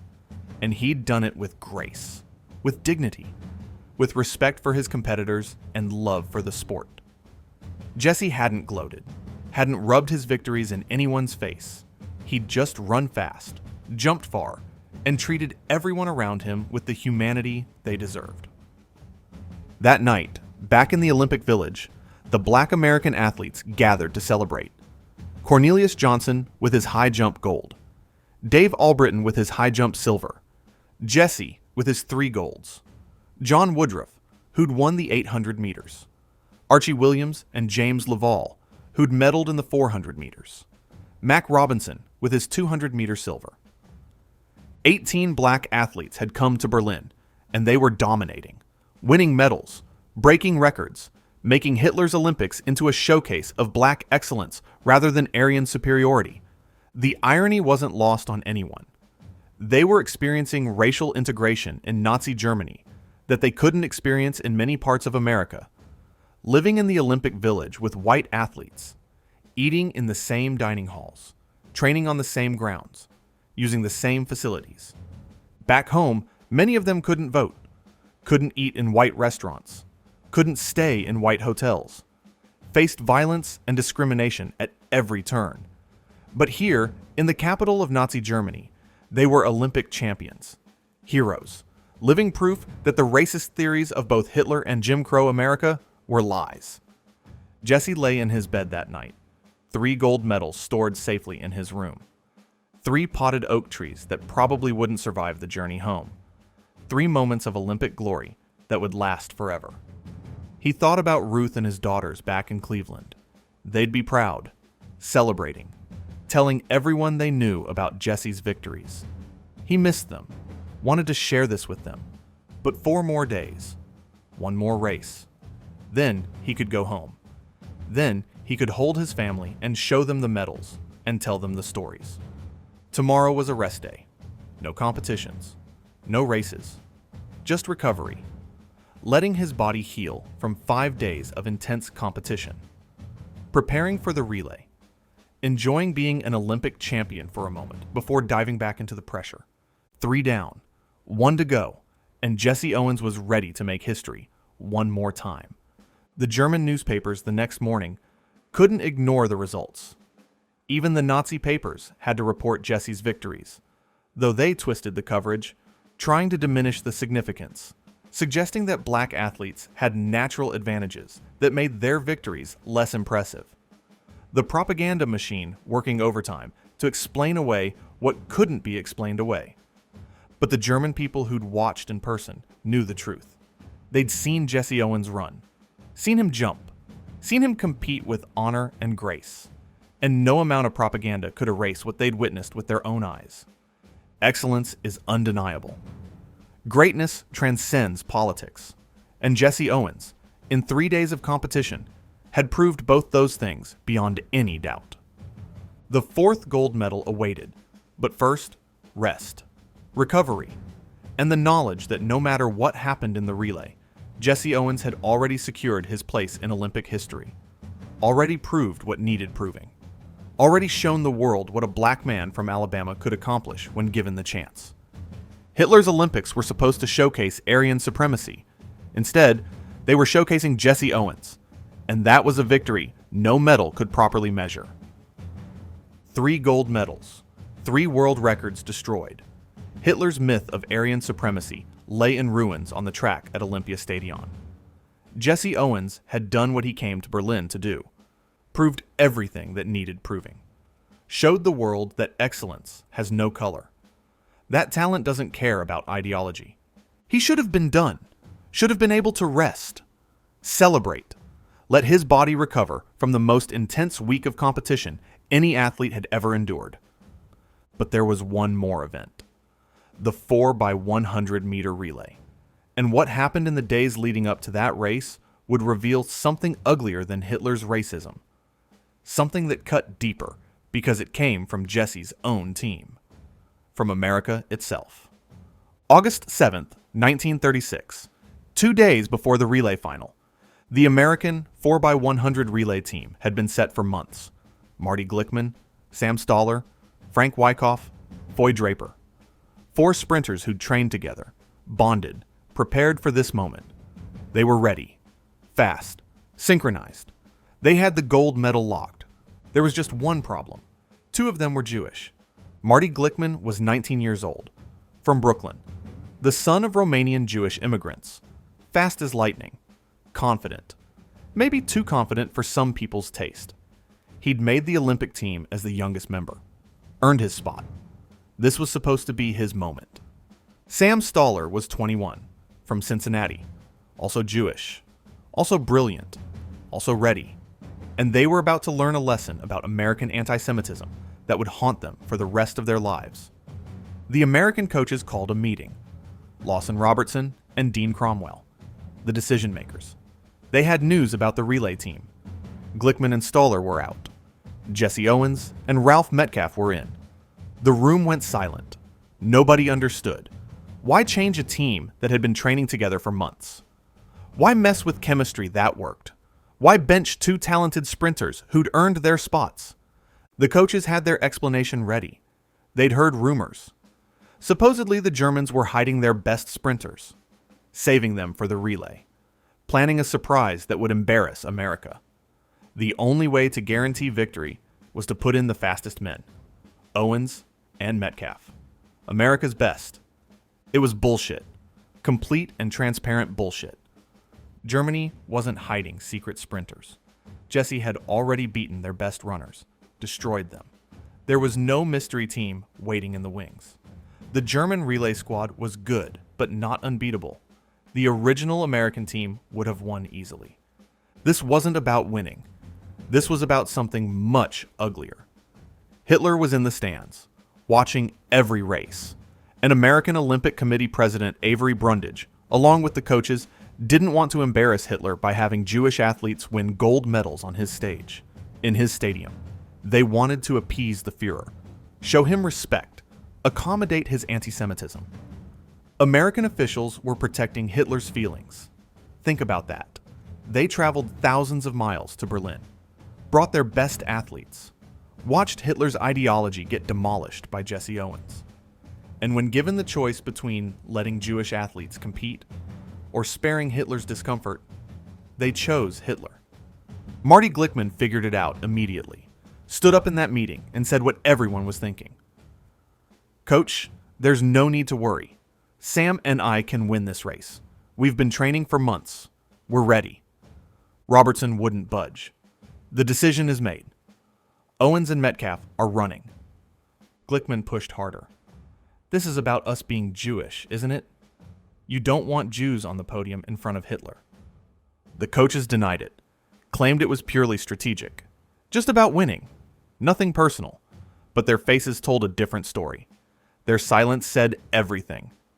Sam Stoller sat there devastated, quiet, broken.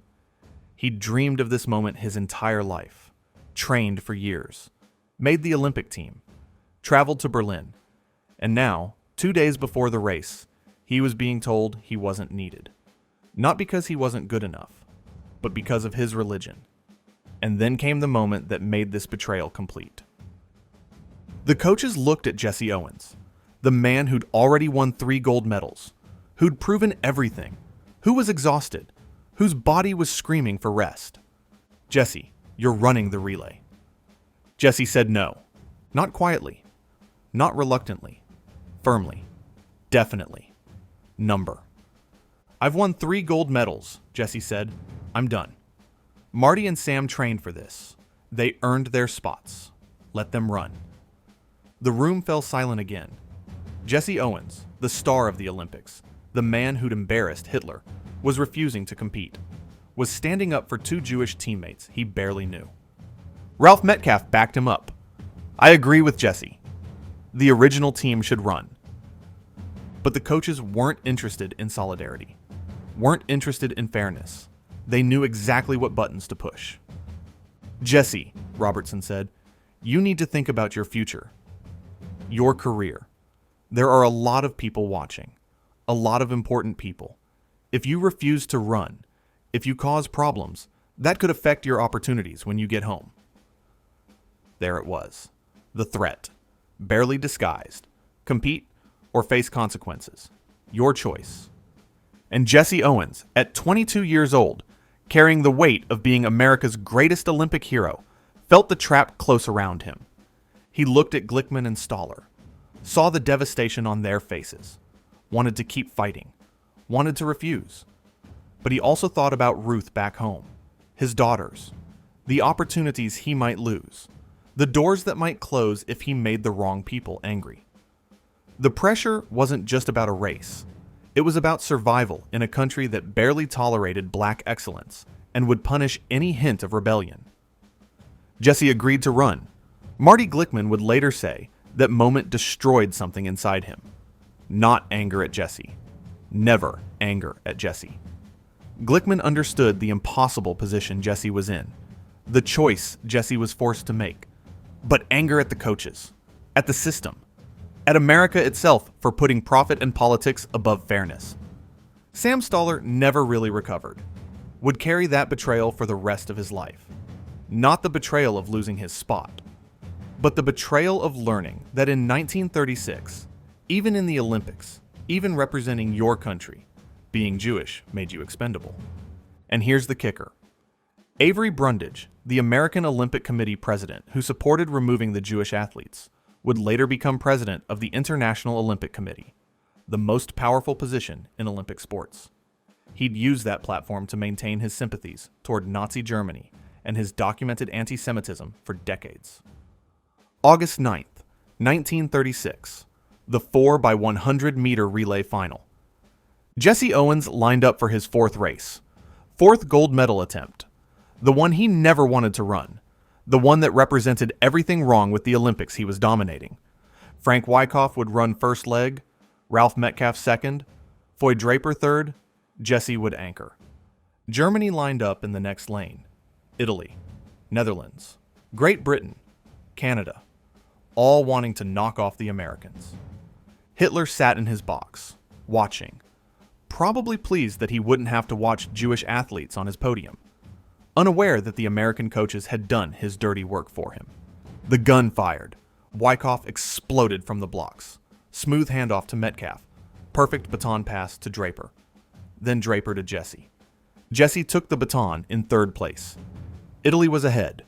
Germany was competitive. And then Jesse Owens did what Jesse Owens did. He ran. Not with joy. Not with the pure excitement he'd felt in his other races, but with professional precision. With the understanding that if he was forced to be here, he might as well finish the job. Jesse pulled away from the pack, lengthened his stride. The gap between him and second place grew with every step. By the time he hit the finish line, the Americans had won by 15 yards. A blowout. New world record, 39.8 seconds, obliterating the previous mark. 4 gold medals, 4 world records. The most dominant Olympic performance in history. Jesse crossed the line and didn't celebrate. Didn't throw his arms up, didn't smile for the cameras. He'd won. But the victory tasted like ashes. The American team stood on the podium. Gold medals draped around their necks. The national anthem played. The flag rose. Everything looked perfect from the outside. But Marty Glickman and Sam Stoller stood in the stadium watching. 2 Jewish athletes who should have been up there, who earned the right to be up there, who were removed not because they weren't good enough, but because their religion made powerful men uncomfortable. Jesse knew it. The whole team knew it.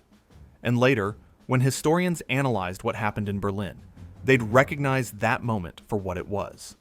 Not just anti-Semitism from Hitler, but anti-Semitism from America, the country that claimed moral superiority while accommodating the same prejudices it condemned in others. Years later, in 1998, the United States Olympic Committee officially acknowledged what happened, issued an apology to Marty Glickman and Sam Stoller, admitted that the decision to remove them was based on anti-Semitism. Too late to matter. Too late to give them back what was stolen, but at least an admission of truth.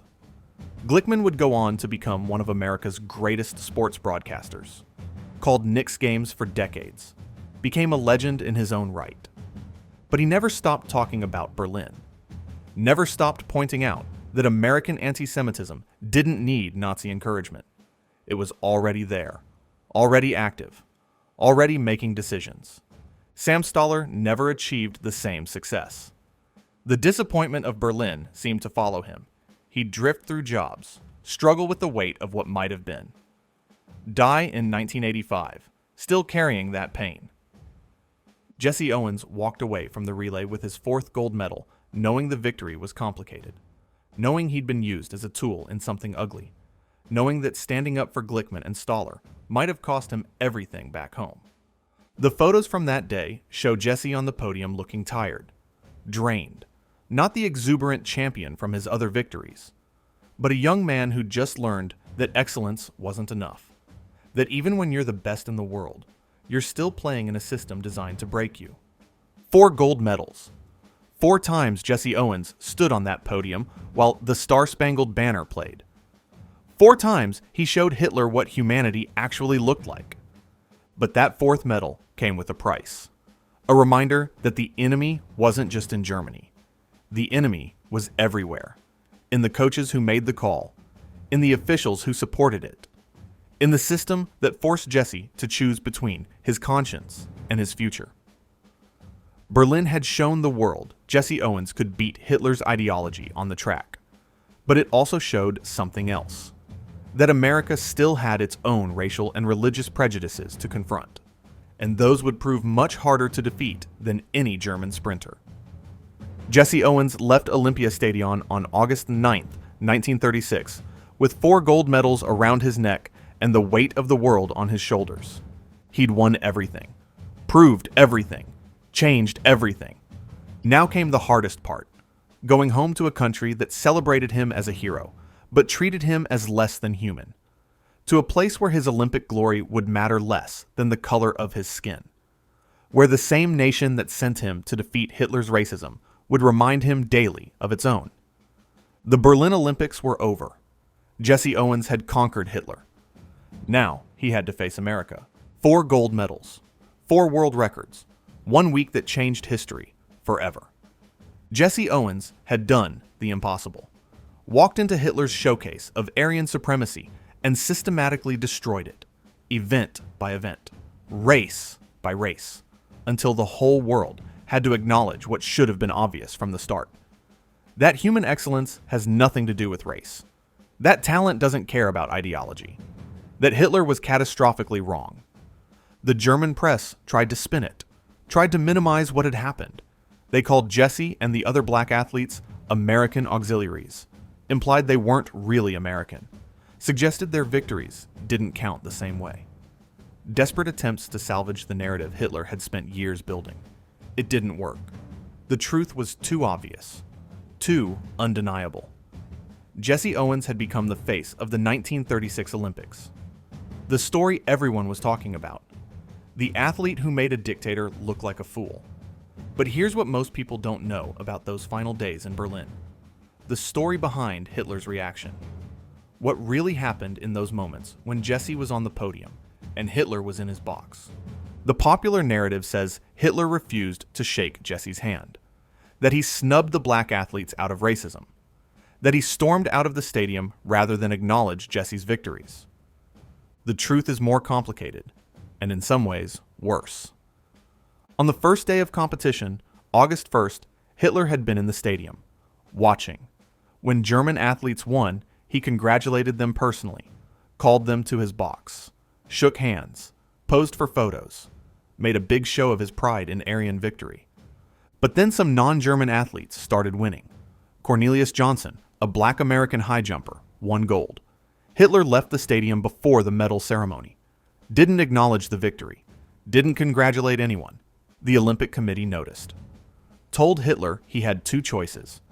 Either congratulate all the winners publicly, regardless of nationality or race, or congratulate none of them.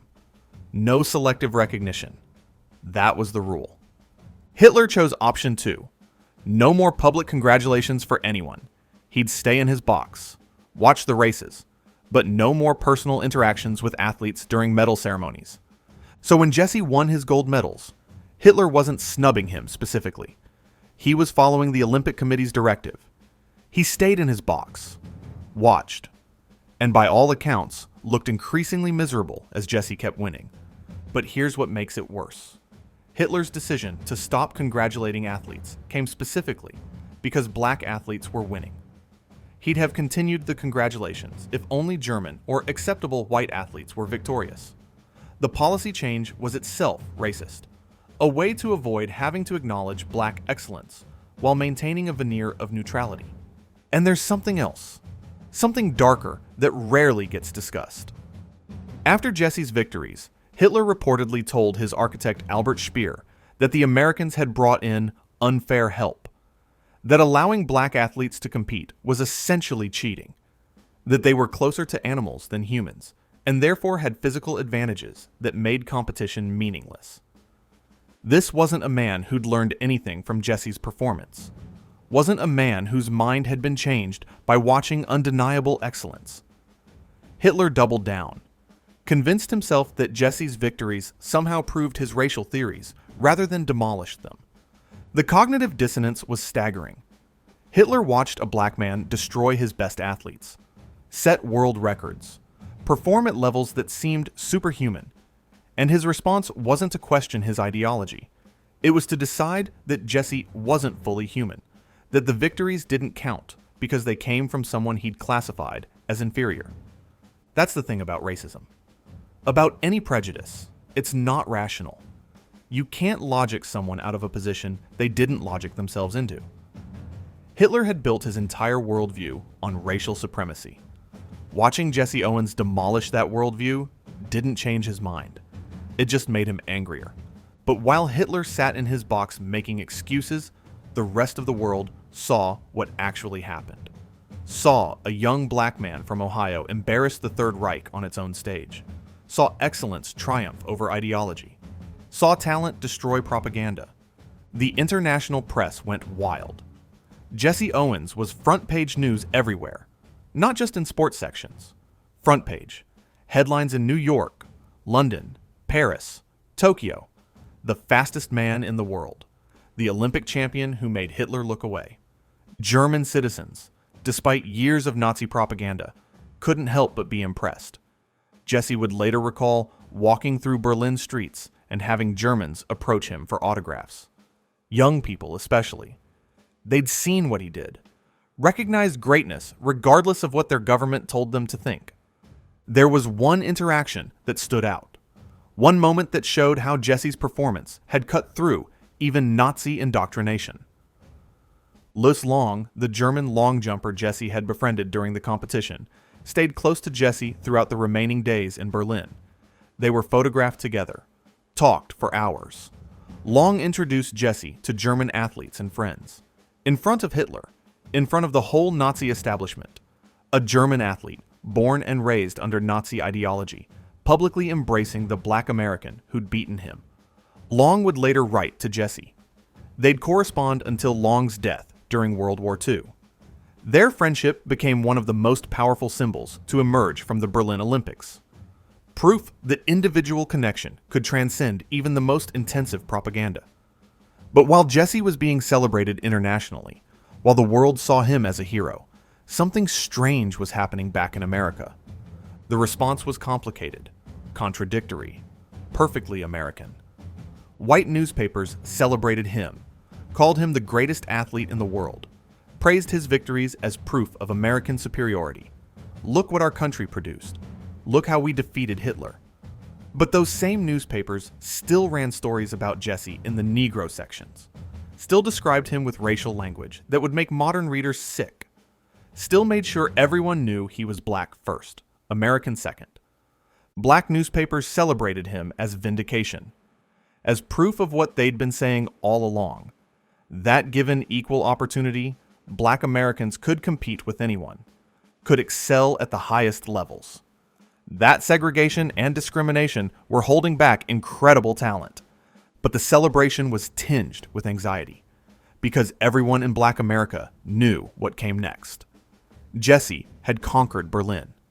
Now he had to come home to Jim Crow, to segregation, to a country that would celebrate his Olympic glory while denying him basic human rights. August the 24th, 1936. Jesse boarded the SS Manhattan for the voyage home, the same ship that had brought the American Olympic team to Europe. But now he was returning as the most famous athlete in the world.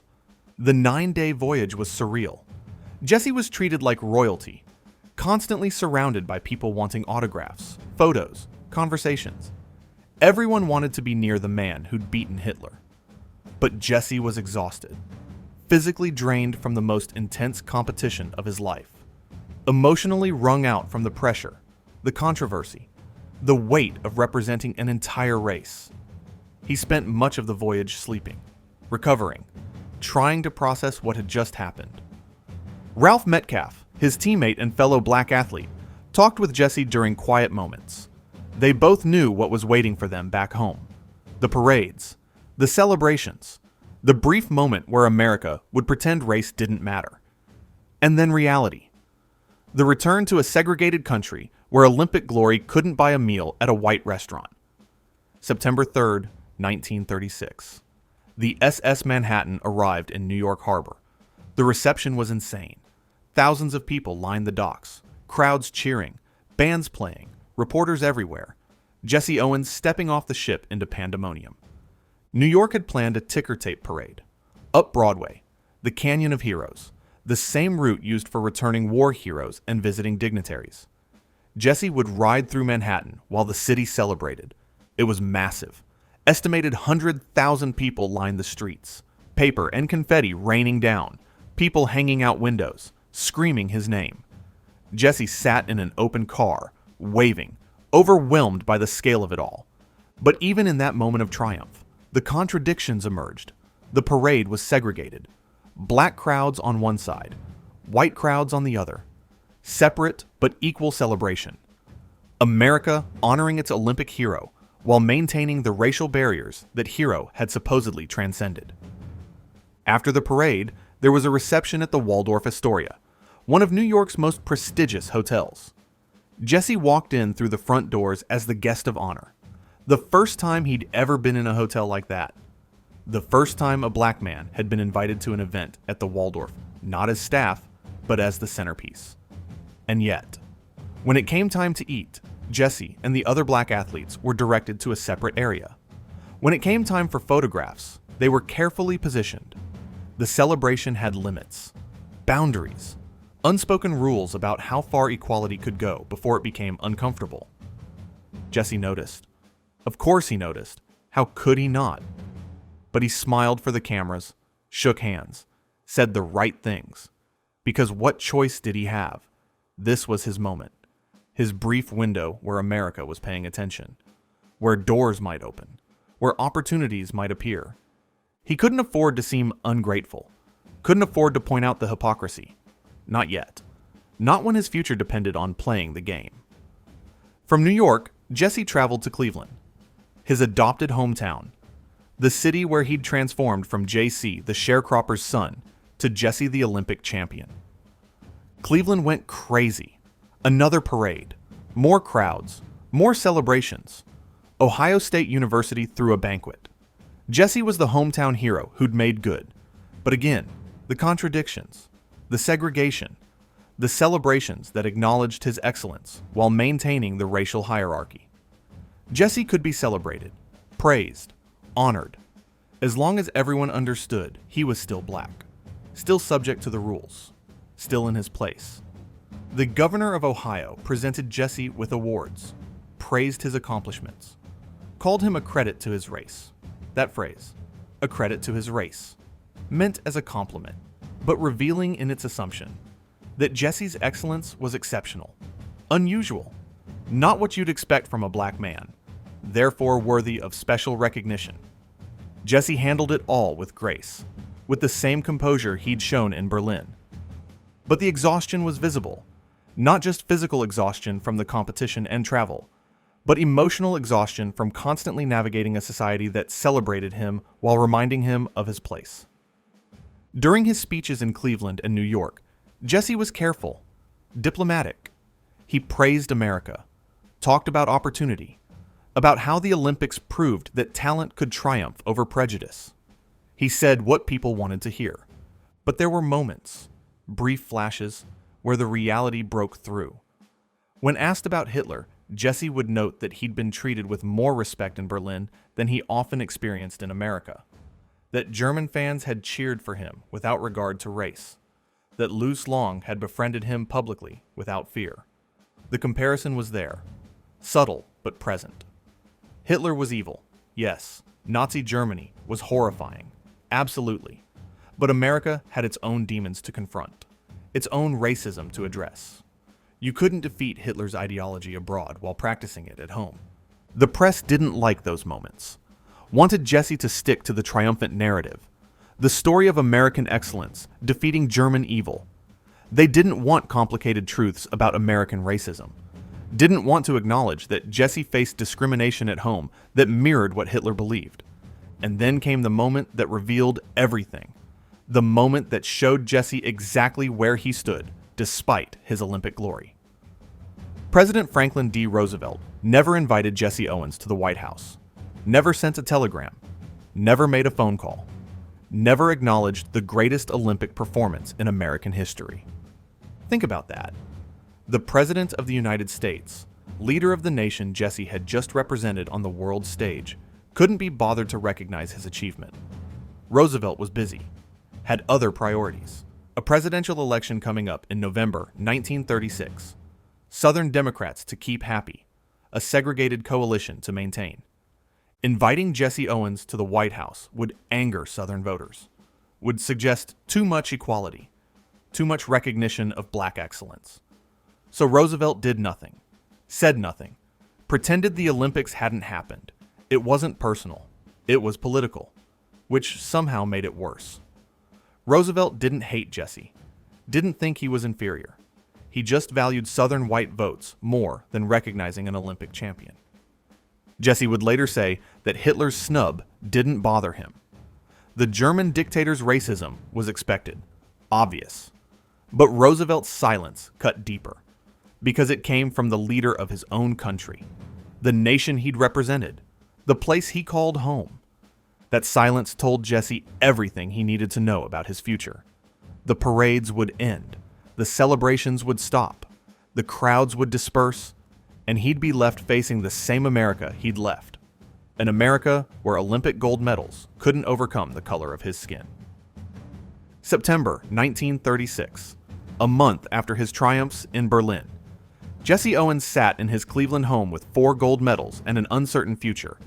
He'd beaten Hitler, changed history, proved to the world that race-based ideology was garbage, become one of the most famous people on earth. and now he had no idea how to pay his rent. The Olympics were strictly amateur. No prize money, no endorsements, no salary, just glory. And glory didn't buy groceries, didn't pay for his wife and daughters, didn't provide security. Jesse had turned down numerous offers during and after the Olympics.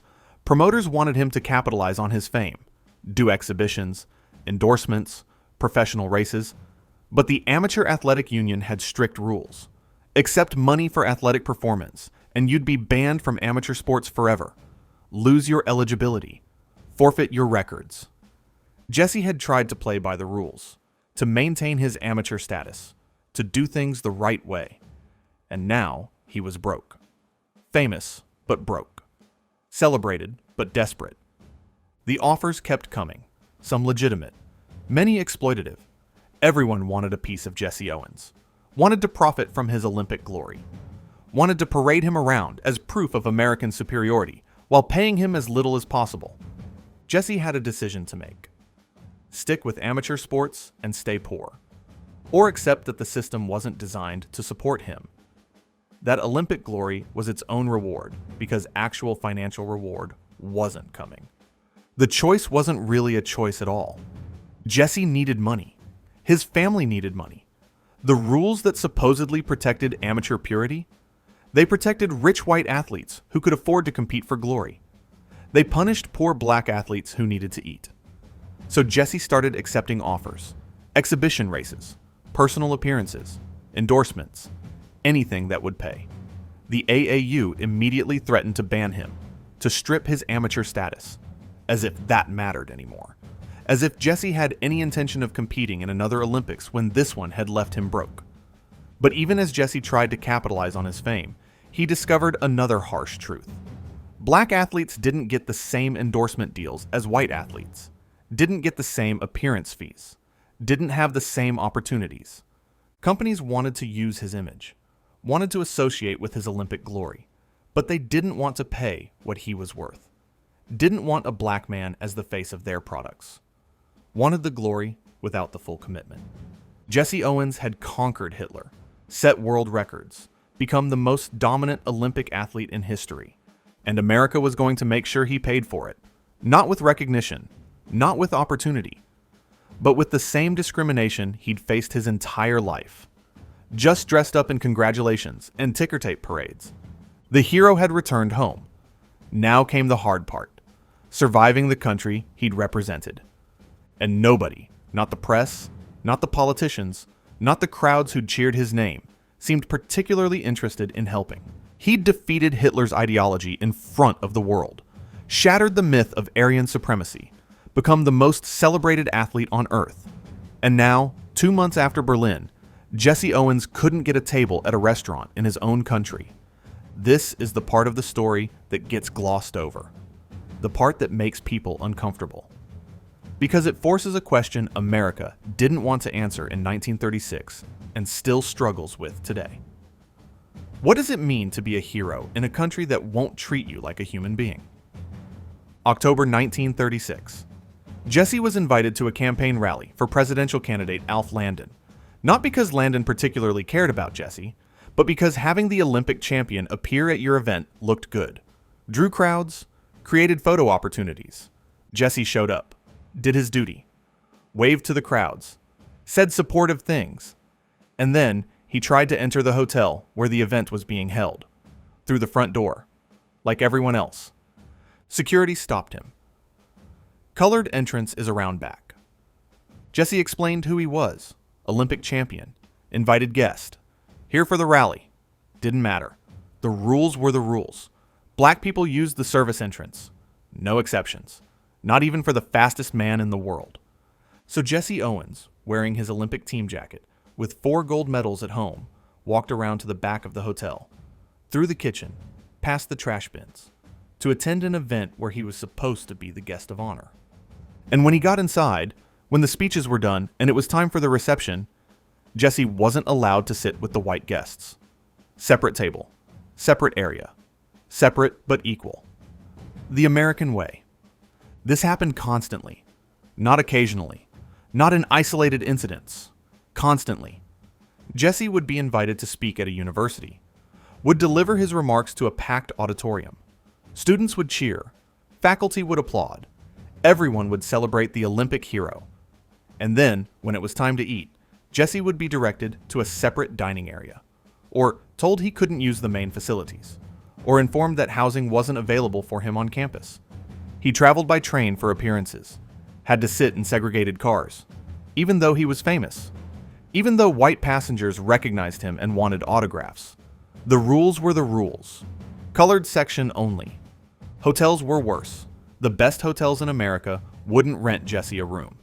Didn't matter that he could pay. Didn't matter that he was an Olympic champion. No coloreds. Policy.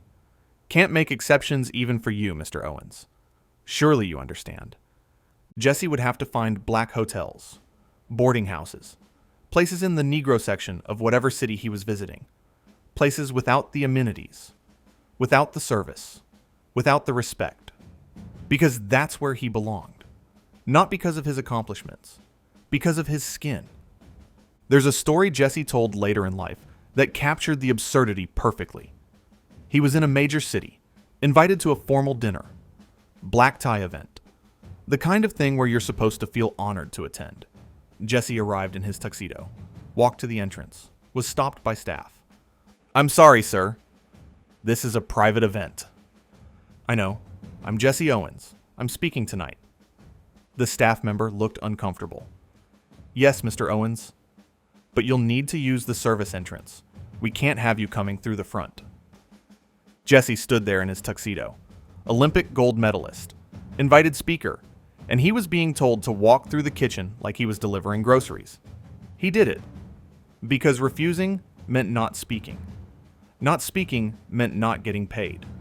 Not getting paid meant his family didn't eat. So he swallowed his pride and walked through the service entrance. Again. And here's what made it more painful. Jesse would talk to German athletes who'd competed against him in Berlin. They'd write him letters, tell him about their experiences. Some of them had treated him with more respect in Nazi Germany than he received in democratic America. Luz Long, his German friend, wrote about how he couldn't understand American segregation, how it seemed more extreme than anything he'd witnessed in Germany. How could a country that claimed moral superiority over Nazi racism practice such blatant discrimination against its own Olympic hero? Jesse didn't have a good answer, because there wasn't one. The Roosevelt silence haunted him. Not because Jesse needed the president's validation, but because it was so perfectly symbolic of where he stood. Good enough to represent America in Berlin. Good enough to embarrass Hitler. Not good enough for a phone call from the White House. Roosevelt was running for re-election in November 1936. Needed Southern Democrats. Needed to maintain his coalition. Recognizing Jesse Owens too publicly would anger segregationists. Would suggest federal approval of racial equality. Would risk votes. So Roosevelt made a calculation. Jesse's Olympic glory was less valuable than maintaining segregation. The political equation was simple, and Jesse was on the wrong side of it. Other athletes from the 1936 Olympics got White House invitations. White athletes. Not all of them, but some. The ones whose success didn't complicate things politically. The ones whose presence wouldn't anger powerful constituencies. Jesse read about these invitations in the newspapers, watched other Olympians get recognized by the president, and understood exactly what it meant. He'd represented America, won more medals than almost anyone, set world records, and his reward was being politically inconvenient. The irony was crushing. Hitler had refused to shake hands with black athletes because of racism. Everyone condemned it, called it disgraceful, proof of Nazi evil. And then Roosevelt did essentially the same thing, just more politely, with better PR, with plausible deniability. The president is very busy. Schedule conflicts. Perhaps another time. The excuses were endless. The message was clear. Jesse started speaking more openly about it. Not loudly. He couldn't afford to be militant. Couldn't afford to alienate the people who might hire him. But in interviews, when asked about Berlin, he'd point out the contradictions. When I came back to my native country, after all the stories about Hitler, I couldn't ride in the front of the bus. I had to go to the back door. I couldn't live where I wanted. I wasn't invited to shake hands with Hitler, but I wasn't invited to the White House to shake hands with the president either. That quote became famous, still gets cited today, because it captured something essential. The United States had sent Jesse to Berlin to prove American values were superior to Nazi ideology, to show that democracy and equality triumphed over fascism and racism. And then America came home and proved it didn't actually believe in those values. Not when it came to black citizens.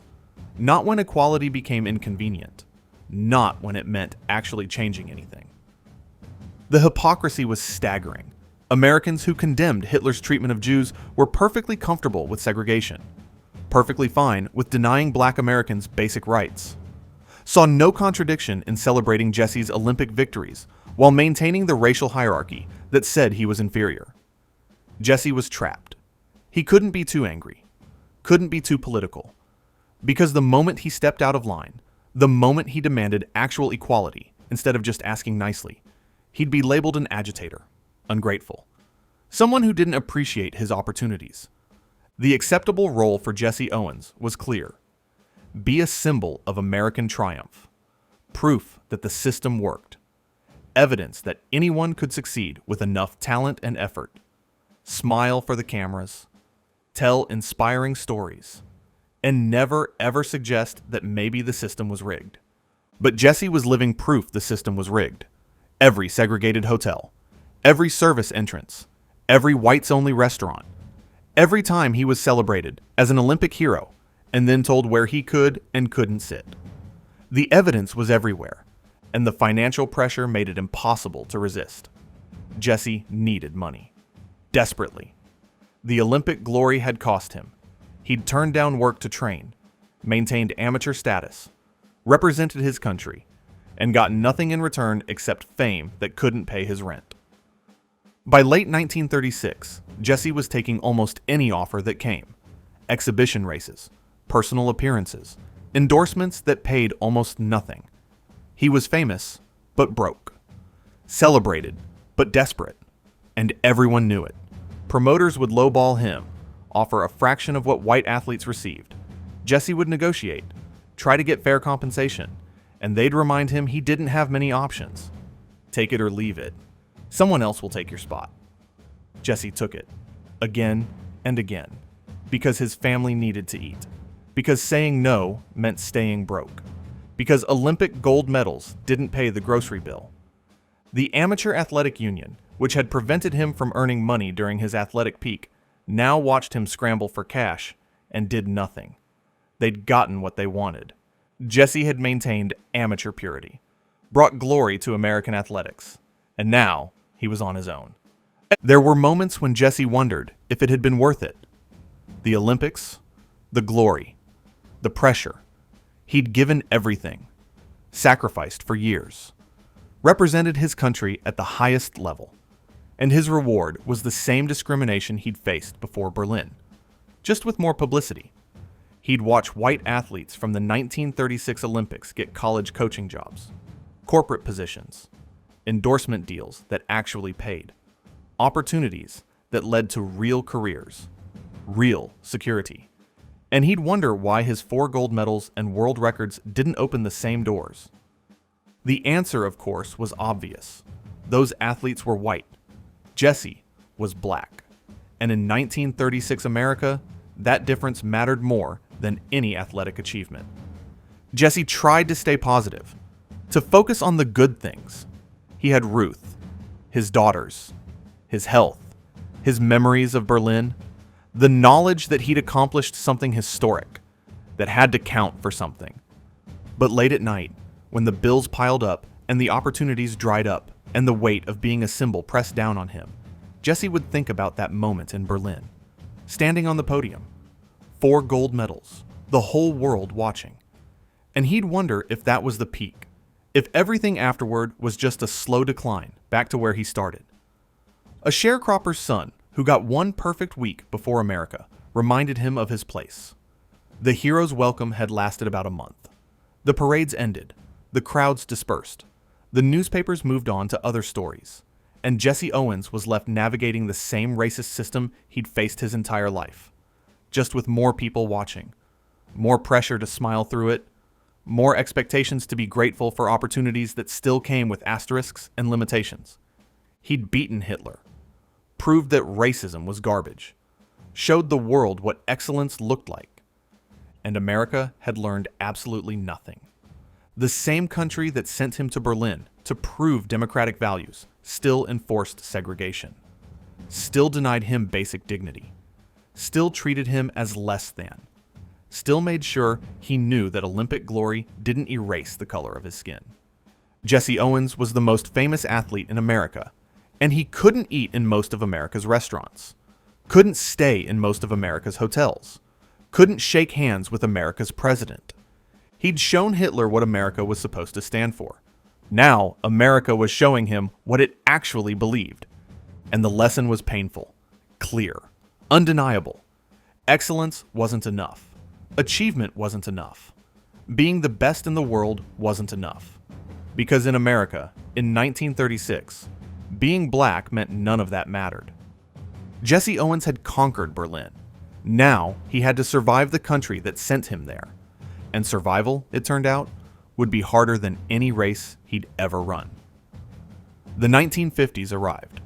Jesse Owens was in his late 30s, still hustling, still struggling, still trying to find solid ground. The Olympic glory was nearly 15 years behind him. The world was changing, slowly, painfully, but changing.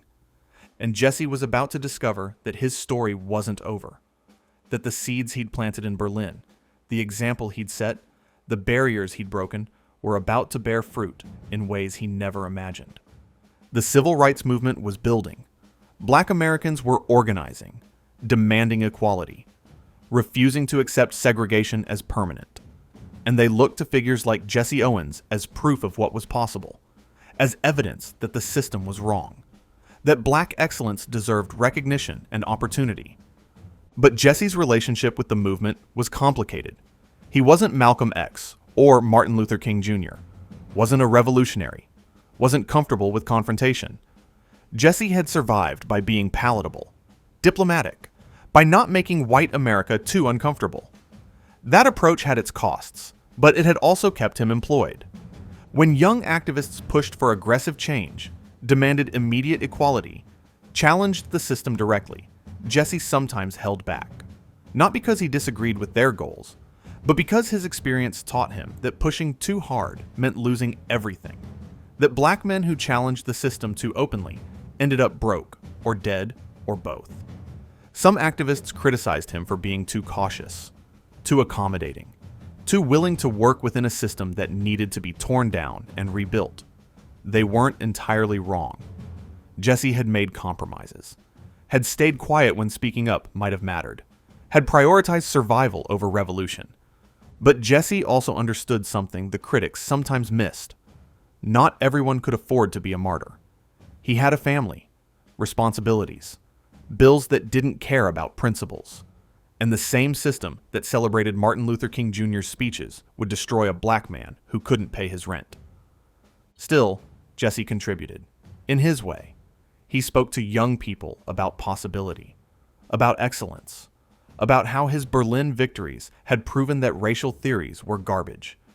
He wasn't leading marches, but he was showing a generation of black youth that they could compete at the highest levels, could win, could excel, and slowly, quietly, opportunities began to open. Not because America had suddenly become fair, but because Jesse had survived long enough to see attitudes begin to shift. In 1955, the State Department asked Jesse to serve as a goodwill ambassador. They wanted him to travel the world representing American values. The irony wasn't lost on Jesse. The same country that had denied him basic rights now wanted him to sell democracy abroad. But Jesse took the assignment, traveled to India, Malaya, the Philippines, spoke about athletics, and opportunity, and the American dream, and tried not to think too hard about the contradiction of representing values America didn't fully practice. The work was steady, paid decently, gave Jesse something beyond exhibition races and county fairs. It wasn't what he deserved, but it was better than what he'd had. progress, even if painfully slow. The travel exposed Jesse to something interesting. In many countries, he was treated with genuine respect. No segregation, no service entrances, no reminders of his place. People saw him as an Olympic champion first, an American second, a black man third, if at all. It was disorienting, liberating, and deeply frustrating, because it proved what Jesse had always known.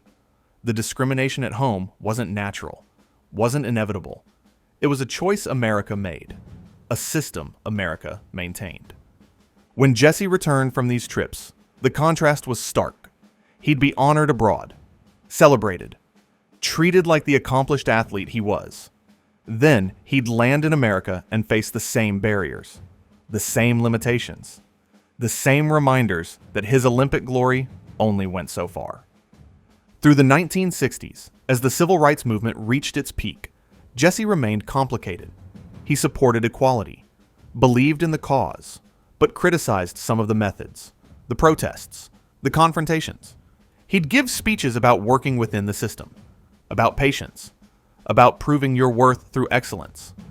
Young activists called him out, said he was an Uncle Tom, said he'd sold out, said he was protecting his corporate sponsors and speaking fees by refusing to take bold stands. And they weren't entirely wrong. Jesse had endorsement deals by then, a measure of financial security he'd fought decades to achieve. Rocking the boat threatened that security. The criticism stung. Jesse wanted to be seen as a hero, as someone who'd fought racism and won, but the younger generation saw him as a compromise, as someone who'd made peace with an unjust system rather than demanding it change. There was truth in both perspectives. Jesse had lived through a different era, had fought his battles in a different way. In Berlin, he hadn't protested, hadn't refused to compete. He'd simply won, simply been undeniably excellent. And that excellence had spoken louder than any speech. Jesse believed in that approach, believed that demonstrating capability was more powerful than demanding recognition. It was a generational divide, a difference in tactics, not goals. But it created tension between Jesse and some civil rights leaders. The 1968 Olympics in Mexico City brought this tension to a head.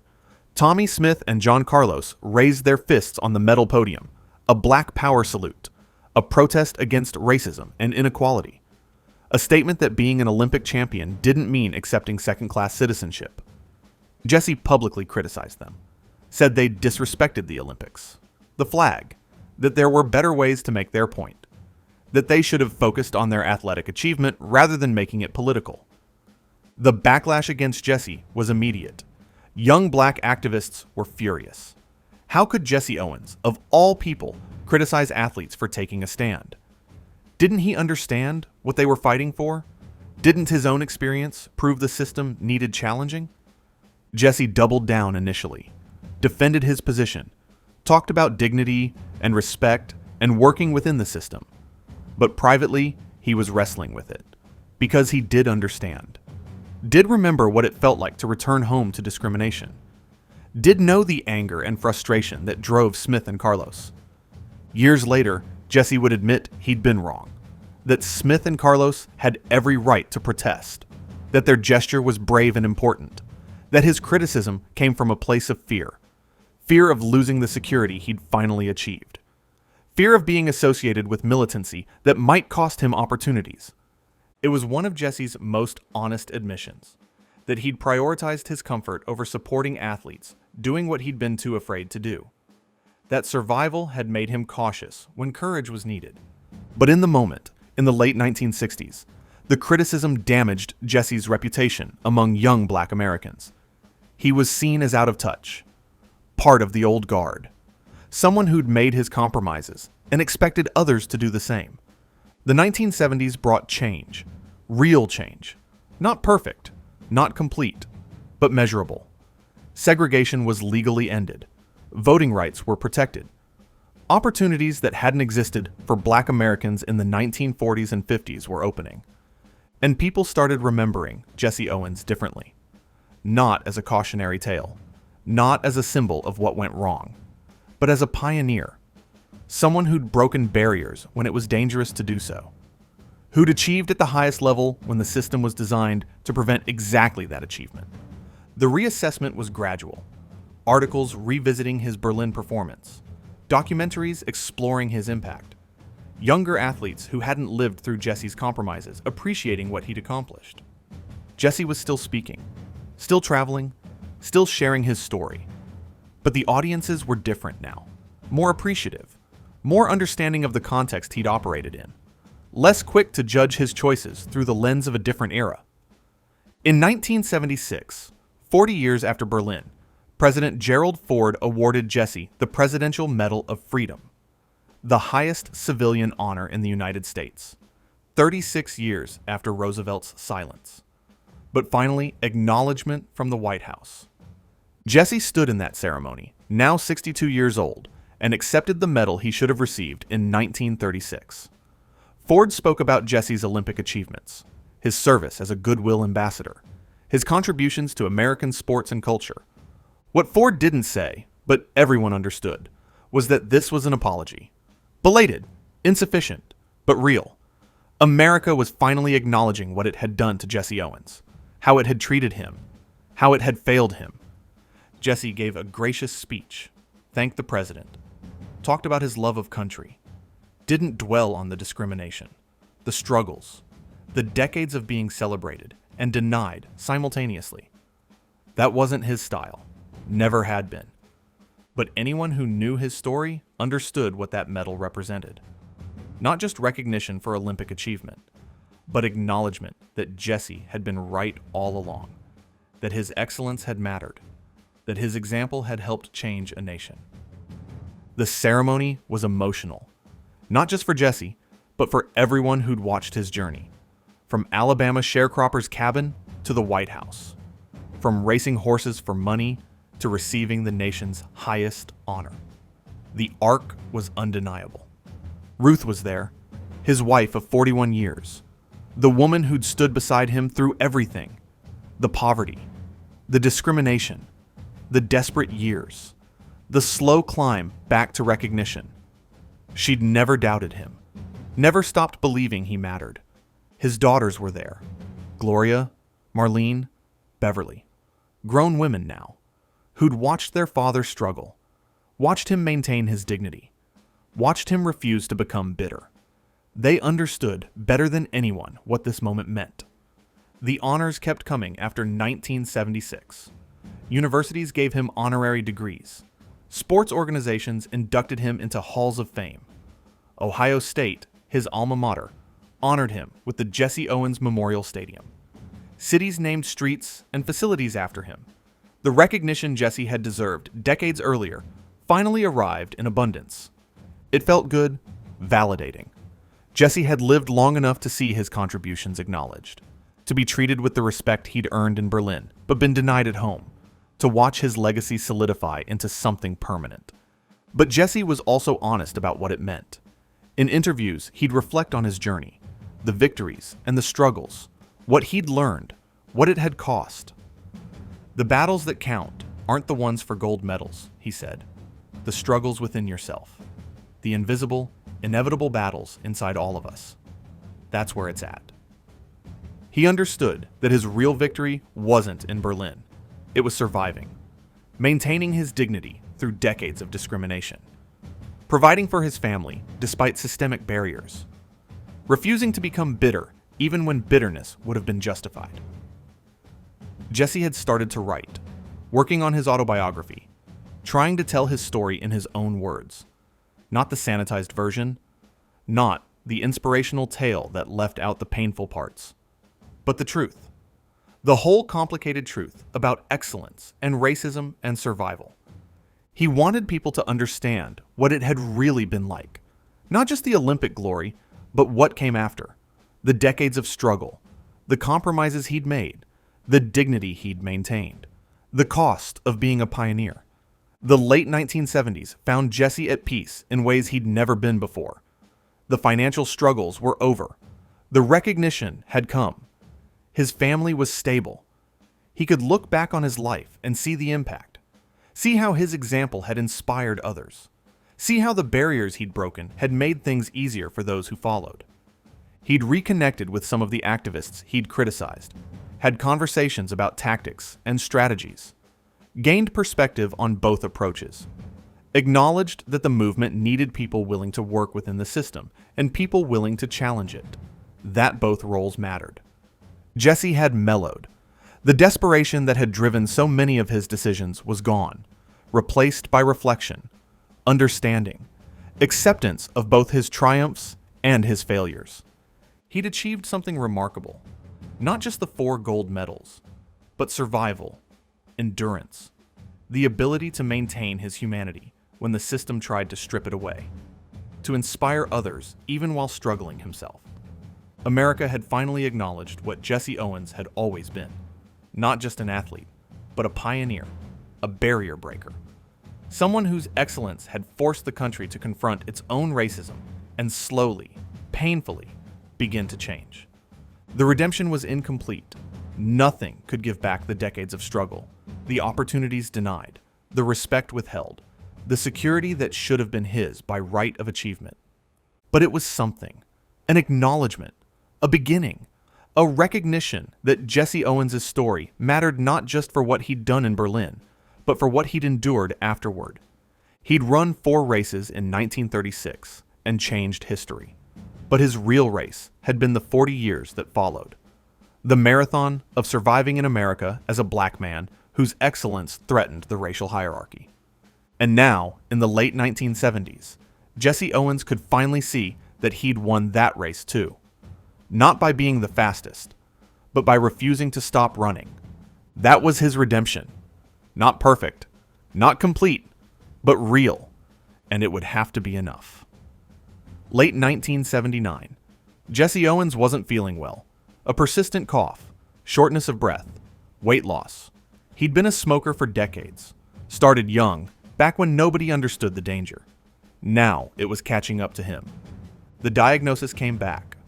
Lung cancer. Advanced. The doctors explained the options. Treatment might extend his life, might buy him months or a year, but the prognosis wasn't good. Jesse took the news the way he'd taken everything else in his life, with quiet determination, with the understanding that some races you can't win, but you run them anyway. You fight until you can't. He started treatment, chemotherapy, radiation. The same man who'd set world records, who'd trained his body to peak perfection, now watching that body betray him, watching it weaken, watching his strength drain away. Ruth stayed by his side. 43 years of marriage. Through everything. The poverty, the discrimination, the desperate years, the slow climb to recognition. She'd never left. Never stopped believing in him. And she wasn't leaving now. His daughters visited constantly. Gloria, Marlene, Beverly. Bringing their families. Jesse's grandchildren. The next generation who'd grown up knowing their grandfather was an Olympic champion, but might not fully understand what that had cost, what it had meant. Jesse used the time to reflect, to look back on everything, the journey from Alabama to Berlin to wherever this was, the victories and defeats, the moments of triumph and the years of struggle, trying to make sense of it all. He thought about those 4 races in Berlin, how young he'd been, how confident, how he'd stood on those podiums and believed he'd changed the world. In some ways he had. In other ways, the world had proven stubbornly resistant to change. He thought about the desperate years. Racing horses, taking any work that paid. The humiliation of watching his Olympic glory fail to translate into security. The understanding that excellence in America came with conditions. That being the best wasn't enough if you were black. He thought about the activists he'd criticized. Smith and Carlos with their raised fists, the young civil rights leaders who'd called him an Uncle Tom. He understood them better now, saw that they'd been right, that sometimes you had to demand respect rather than waiting to earn it, that the system wouldn't change on its own. But he also knew his path had mattered, that being undeniably excellent, proving capability, demonstrating that racial theories were garbage through performance rather than protest, had its own value. Different tactics for a different time, both necessary, both valid. Jesse's health continued declining through early 1980. The treatments weren't working. The cancer was spreading. The doctors started talking about making him comfortable, about accepting the inevitable, about preparing for the end. March 31st, 1980. Tucson, Arizona. Jesse Owens died in the arms of his wife. He was 66 years old, had lived long enough to see his legacy recognized, had survived long enough to watch the world he'd helped change begin to acknowledge what he'd accomplished. The news spread immediately.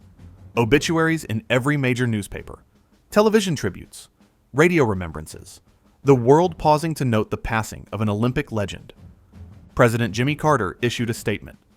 Perhaps no athlete better symbolized the human struggle against tyranny, poverty, and racial bigotry. His work with young athletes as an unofficial ambassador overseas and a spokesman for freedom are a rich legacy to his fellow Americans. The statement was careful, political, but it acknowledged something important.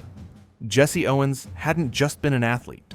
He'd been a symbol, a representation of something larger than sports.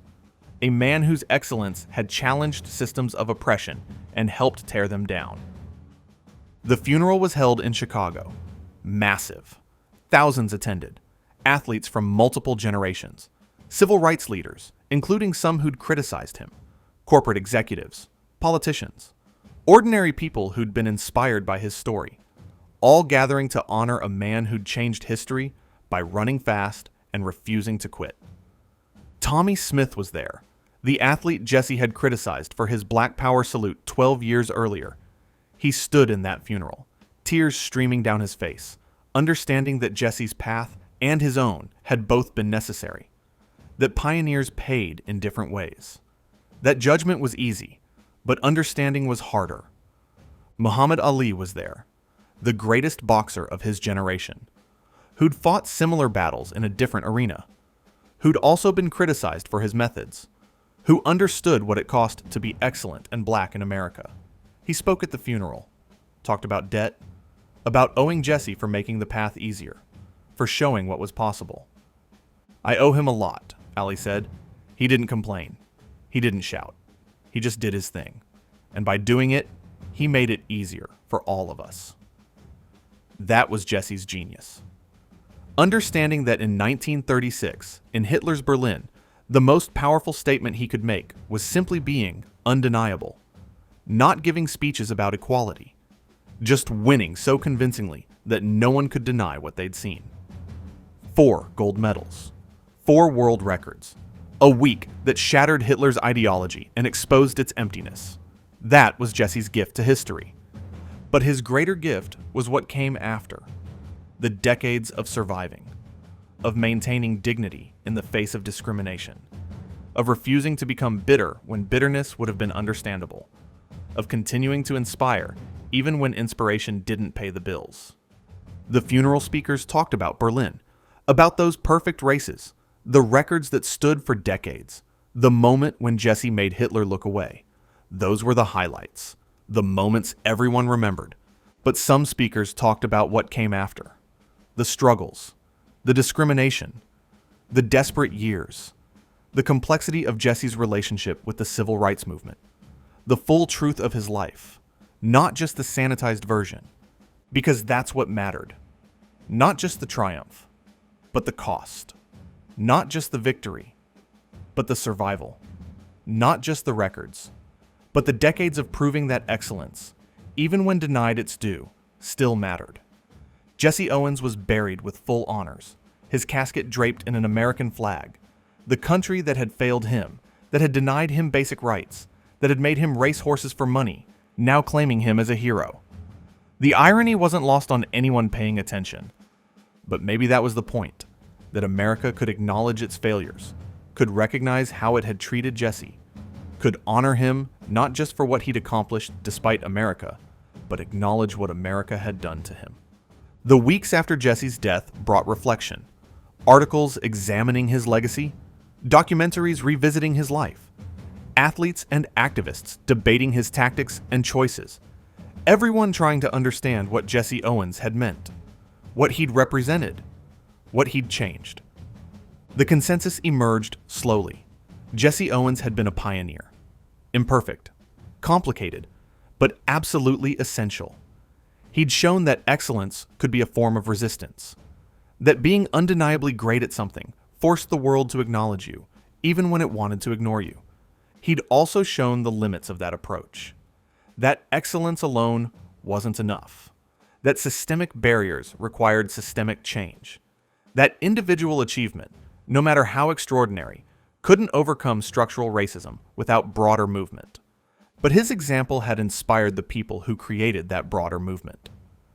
Every black athlete who followed him stood on his shoulders. Every barrier he broke made the next one easier. Every time he demonstrated excellence, he made it harder for racists to justify discrimination. The impact was measurable. After Berlin, after Jesse's victories, it became harder to argue for racial inferiority with a straight face. Not impossible. Racists are creative, but harder, less credible, more obviously absurd. Jesse had exposed Hitler's ideology as garbage, and in doing so, he'd exposed all racial ideologies as garbage, shown that talent doesn't correlate with melanin, that excellence is human, not racial, that claims of inherent superiority are just insecurity dressed up as science. That was revolutionary in 1936, still matters today. The years after Jesse's death saw his legacy grow. The Jesse Owens Award, given annually to the top American track and field athlete. The Jesse Owens Memorial Stadium at Ohio State. Streets and schools named after him across the country. His story taught in classrooms. His name becoming synonymous with Olympic excellence and breaking barriers. In 1990, 10 years after his death, President George H.W. Bush awarded Jesse the Congressional Gold Medal posthumously. Another recognition, another acknowledgement of what he'd meant, what he'd accomplished, what America owed him. Ruth accepted the medal. 63 years after Jesse had first run at that junior high school track in Cleveland. 54 years after Berlin. A lifetime of struggle and triumph and recognition that came too late, and yet still mattered. The medal ceremony included words that captured something essential. Jesse Owens became a living legend by proving that individual excellence knows no racial boundaries. His achievements provided hope and inspiration to millions of Americans and significantly advanced the cause of equal rights. That was the truth. Incomplete, but real. Jesse had proven something that should never have needed proving, and in proving it, he'd helped change a nation. Today, Jesse Owens is remembered primarily for Berlin, for those 4 gold medals, for making Hitler look away. That's the story that gets told, the heroic narrative, the triumph of excellence over hatred. But the fuller story matters too. The discrimination he faced at home, the decades of struggle, the compromises he made, the criticism he received, the redemption that came late, the complexity of being a pioneer when the path is impossible, and the world is watching, and survival requires choices that look different from the outside than they feel from the inside. Jesse Owens wasn't perfect, made mistakes, said things he later regretted, took positions that history judged harshly, failed to lead when leadership was needed, prioritized survival over revolution. But he was human, and his humanity, his struggles, his imperfections make his achievements more remarkable, not less. Because he wasn't a superhero, just a man who refused to quit, who kept running when every reasonable person would have stopped, who maintained his dignity when the system tried to strip it away. That's the real legacy, not the medals, not the records, but the example of how to survive with grace when survival seems impossible, how to inspire others even while struggling yourself, how to maintain your humanity when the world treats you as less than human. Jesse showed us that excellence matters, that achievement counts, that being undeniably great at something forces the world to pay attention, even when that world doesn't want to. But he also showed us the cost, what you have to sacrifice, what you have to endure, what it takes to be first when being first means absorbing punishment so others can follow an easier path. Every black athlete today stands on Jesse's shoulders. Every person who breaks barriers owes him a debt. Not because he was perfect, but because he went first. Because he survived. Because he showed it could be done. Jackie Robinson integrating baseball. Muhammad Ali fighting for his principles. Wilma Rudolph winning gold medals. Arthur Ashe breaking tennis barriers. Michael Jordan becoming global icon. Serena Williams dominating her sport. Every single one of them benefited from what Jesse proved in Berlin. That black excellence was undeniable. That talent transcended race. That Olympic gold looked the same regardless of skin color. The path Jesse cleared didn't make the journey easy for those who followed, but it made it possible, proved it could be done, showed that the system could be challenged and changed, even if slowly, even if imperfectly, even if the cost was enormous. In the end, Jesse Owens' greatest victory wasn't defeating Hitler's athletes. It was surviving Hitler's ideology when it came home with him, when he discovered that racism wasn't just a German problem, that America had its own version, that Olympic glory couldn't protect him from it. He survived, he endured, he inspired, and by doing so, he helped change the country that had failed him. That's not just athletic achievement, that's heroism, the quiet kind, the unglamorous kind, the kind that doesn't get you parades or White House invitations when you need them. But that changes the world anyway. Jesse Owens ran 4 races in Berlin in 1936, set 4 world records, won 4 gold medals, made Adolf Hitler look away. But his real race was his life. 66 years of running, sometimes fast, sometimes slow, sometimes forward, sometimes just trying not to fall behind, always moving, always refusing to quit, always proving that excellence, even when denied its due, still matters. That race, hard-won and painful and incomplete as it was, mattered more than any medal ever could. Jesse Owens proved that one person, through talent and determination and refusal to quit, can change history. Even when history fights back. Even when the cost is everything.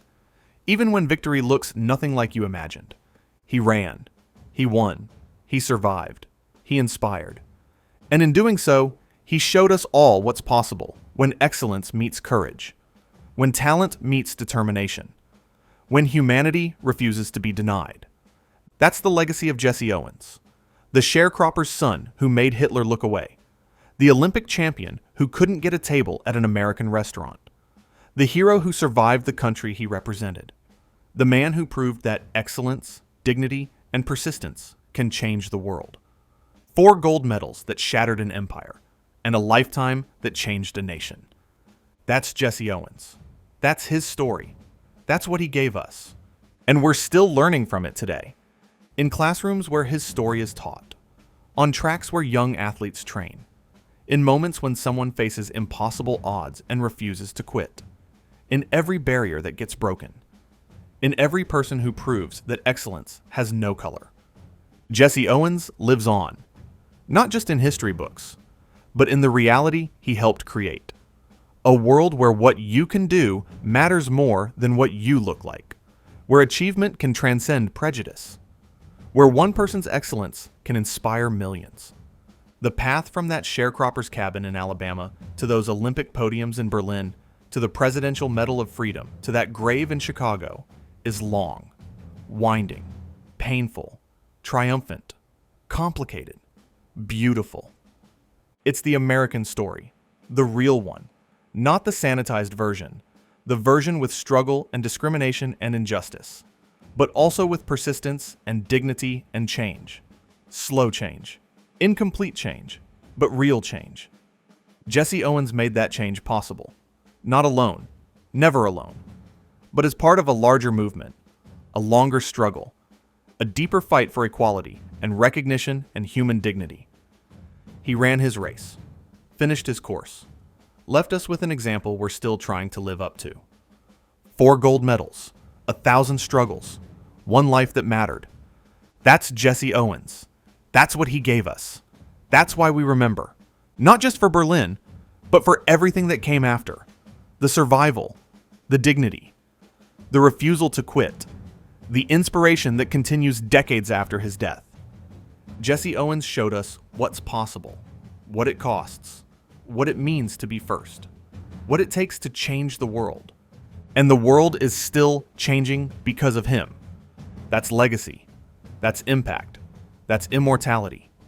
Jesse Owens, Olympic champion, barrier breaker, survivor, hero. His race is over, but ours continues, and we run it on the path he cleared. That's how you change history. One race at a time, one barrier at a time, one life at a time. Jesse Owens did that, and the world will never be the same.